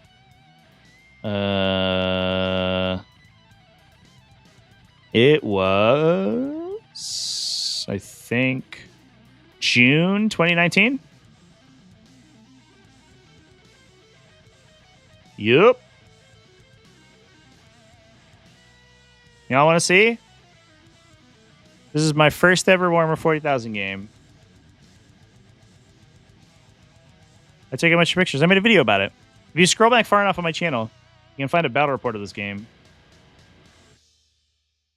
There's a picture of a roast beef sandwich. Let's go. Yeah. Look at these gorgeous ass armies. Good stuff. June 2019. That was my first game of modern 40k. Blast from the past. Hope they make more leaders like in a hybrid role like Lucius. Yeah, I really like that. I like the leaders that can totally change what they do depending on whether or not they're attached, for sure.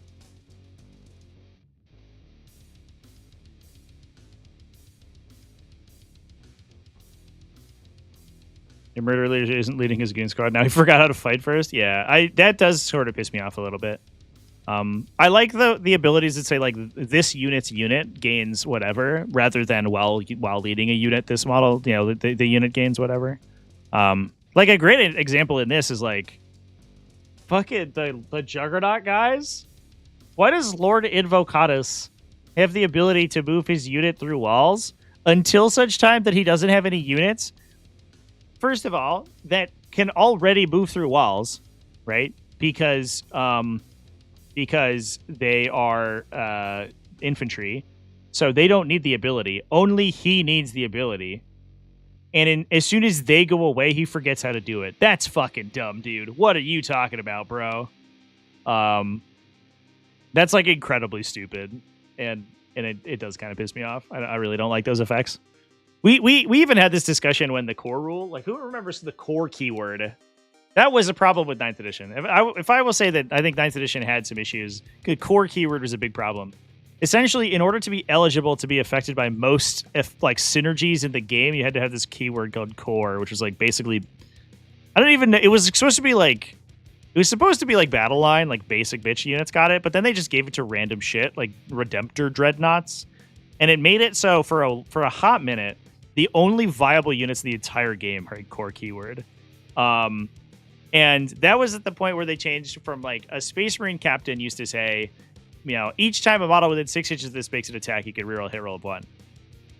And they changed it to say core model, like core models in core units within 6 inches of this model can reroll hit rolls of 1. Which means that the Space Marine captain forgot how to reroll hit rolls as soon as you graduate from being a tactical Marine to being a captain, you forget how to like receive the like, you know, like the wisdom of a Space Marine captain. It was like conceptually it just didn't make any sense. And the leader ability is exactly the same thing, and it's kind of annoying. It's very obnoxious. Yeah, some units lived and died on that keyword. Yeah, it was very bad design. And I don't know. I think part of that was because 8th edition had too many overlapping abilities, and they needed to like tone it down a little bit, but they did it in the wrong way. Restricting it to like an arbitrary selection of units was very stupid because it made dreadnoughts like just the best thing in the game, like full stop. They shot as hard as a tank and they punched as hard as a melee unit, and they were tougher to kill than any infantry, and they also got all the benefits of being an infantry because the infantry would typically have core, and so would the dreadnought. So why would you ever take an infantry model? It was like not very well thought out. Lilith forgets how to fight first if she doesn't have her witches. She Doesn't she just have fight first? We had this discussion. Lilith just has fight first, chat. Can we... Here, let me look this up. We've definitely had this exact interaction on stream before. Someone on stream brought this up. Yeah. Get the fuck out of here, chat.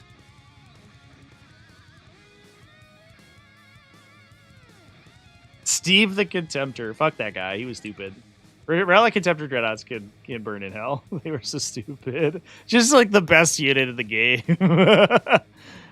What if I was core keyword and had 2 battle tank guns on me? Oh, okay, cool. What if I was 2 predators stapled together and got rerolls from chapter masters? Sick, dude. Awesome. And we're characters, so I could get relics and warlord traits. All right. Fucking dumb. Incredible.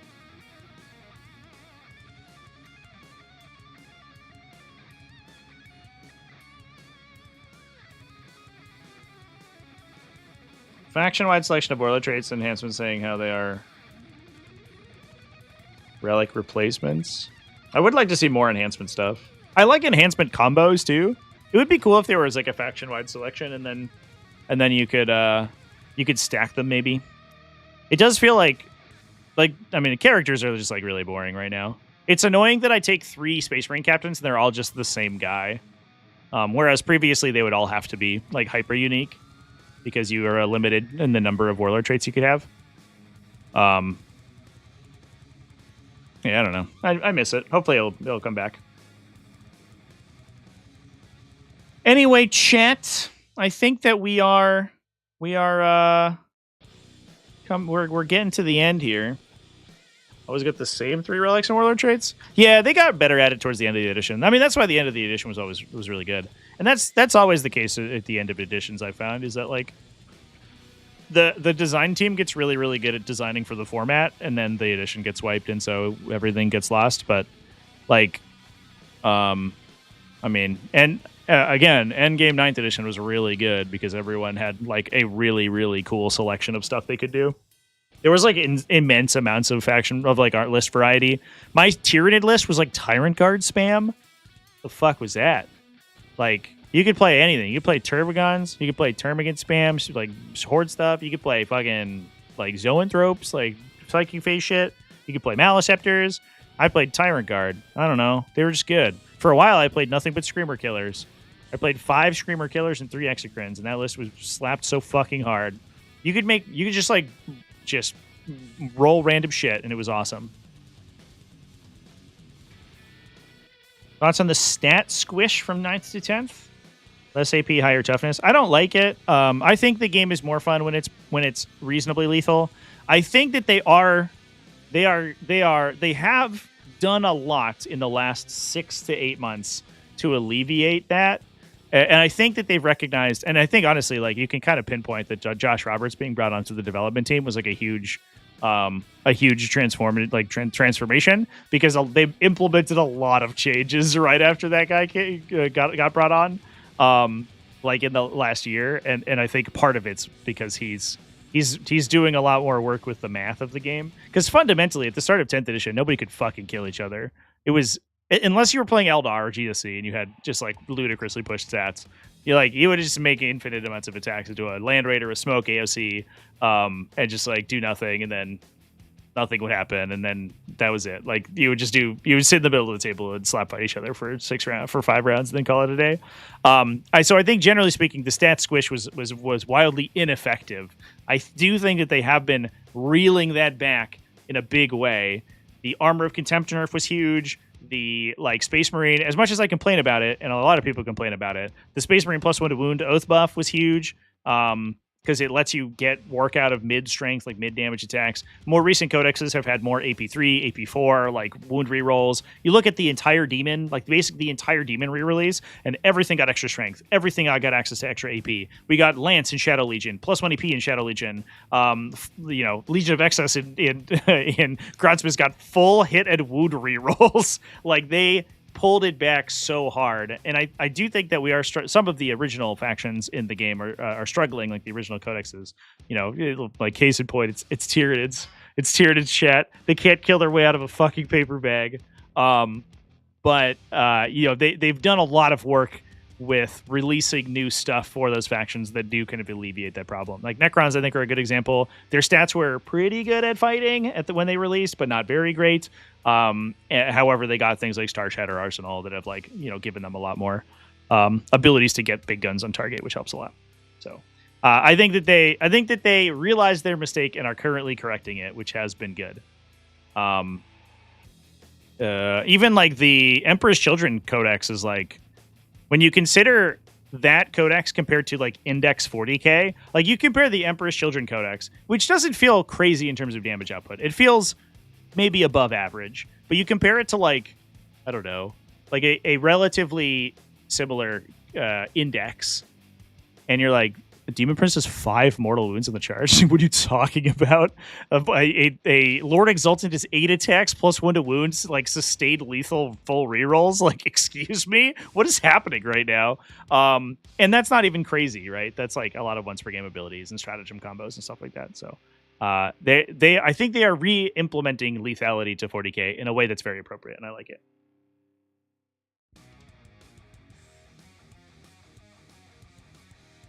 Bring back Psychic. So you're speaking my language right now, chat. Bring back the Psychic phase. Yeah, I missed the Psychic phase, I think, for sure. I do think that was a bit of a miss.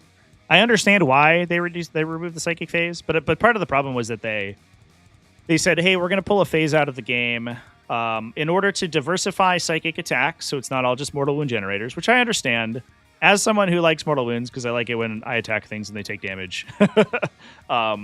That does make me sad, but that's personal preference, right? I get it. Like psychic attacks are guns now, fine.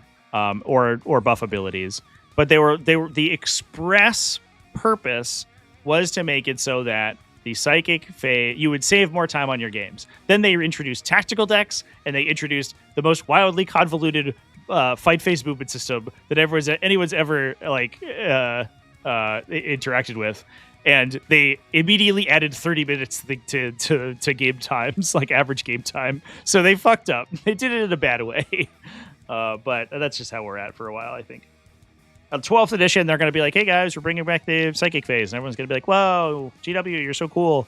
And then 13th edition is going to remove it again. And they're just going to go through the cycle of adding and removing stuff so that people continue to be excited.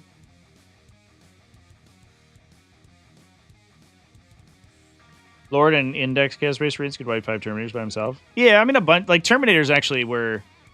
Terminators are a funny, maybe it's an awkward example, right? Because Terminators in specific are like actually very easy to kill in 10th edition. Like, everyone's got like random 3 damage strength. Like, a lot of the old anti-tank weapons of 9th edition turned into anti-heavy infantry weapons, right? Where you're like, I'm strength 9, AP 3, 3 damage. And so I'm good into vehicles, and I'm good into heavy infantry. And then all the vehicles went up to like toughness 12. So you're like, okay, well, I'm only good at heavy infantry now. And the Terminator's like, no, that's my only thing, is like being kind of awkward to kill. Get a little bit weird. Yeah, I mean, Chaos Space Marines, I think, were an example of one of the factions that had really pushed damage output. But they're the exception rather than the rule. And then they were really broken, right? Like that's why they won world championships in 23. Was that like their damage output was crazy, right? Like Accursed Cultists were just insane. And there was a reason they had to get nerfed a million times. But I think besides them, like Index GSC, Index Eldar, to some extent Index Marines, but maybe less so. And Index Marines got replaced almost immediately. There were very few factions that could do that. In the grand scheme of 40k, and out of the 20 whatever supplements, there were like 5 that had that damage output. Make Terminators great again? Yeah. They tried, man. This Terminator datasheet, they're doing their best. They're doing their best over here. But this is the kind of stuff that Terminators need to have, this ability, in order to be good. But this isn't a good example of an ability like that, because like we talked about, it has inherent anti-synergy, which is kind of obnoxious. But like Terminators, the fact that they are shooting a regular bolter profile is, I think, the real problem. Like a Terminator Stormbolter should have a special profile that shoots 1 trillion times, or something, right? Like if a regular Space Marine Terminator could shoot like 8 times with lethal hits, like suddenly we would be talking about Terminators in a different light.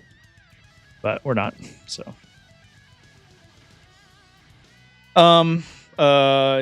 anyway, chats. Oh, I'm gonna pop off, I think. Thanks for hanging out with me, everybody. We are. I do have a stream scheduled for tomorrow for the Death Guard leaks. We're going to talk about Death Guard in their full glory tomorrow morning. It should be around 10 a.m. U.S. Eastern Time. So after this stream is done, then you will be redirected over there. Why did World Eater's ballistic skills get nerfed to 4+? So if you actually look at the weapon profiles, if they are within half range, their damage output dramatically increased. That's it. They got 1 billion extra attacks. So compared to an equivalent profile, World Leaders actually do more damage with shooting than other armies. However, they don't have as much support for it, so it's fine.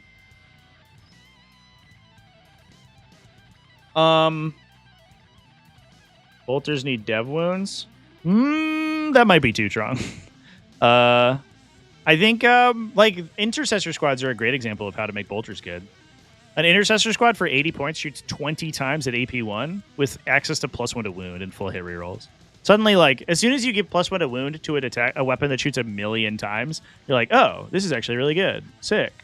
But like, why would I ever take Terminators to shoot 40 times if I could do the same with 2 units of 5 intercessors for literally half the cost, and they're faster, and they have assault, and they don't need to be in rapid fire range, and they have, it's like, and they have OBSEC and OC2, like, the profile is just not good.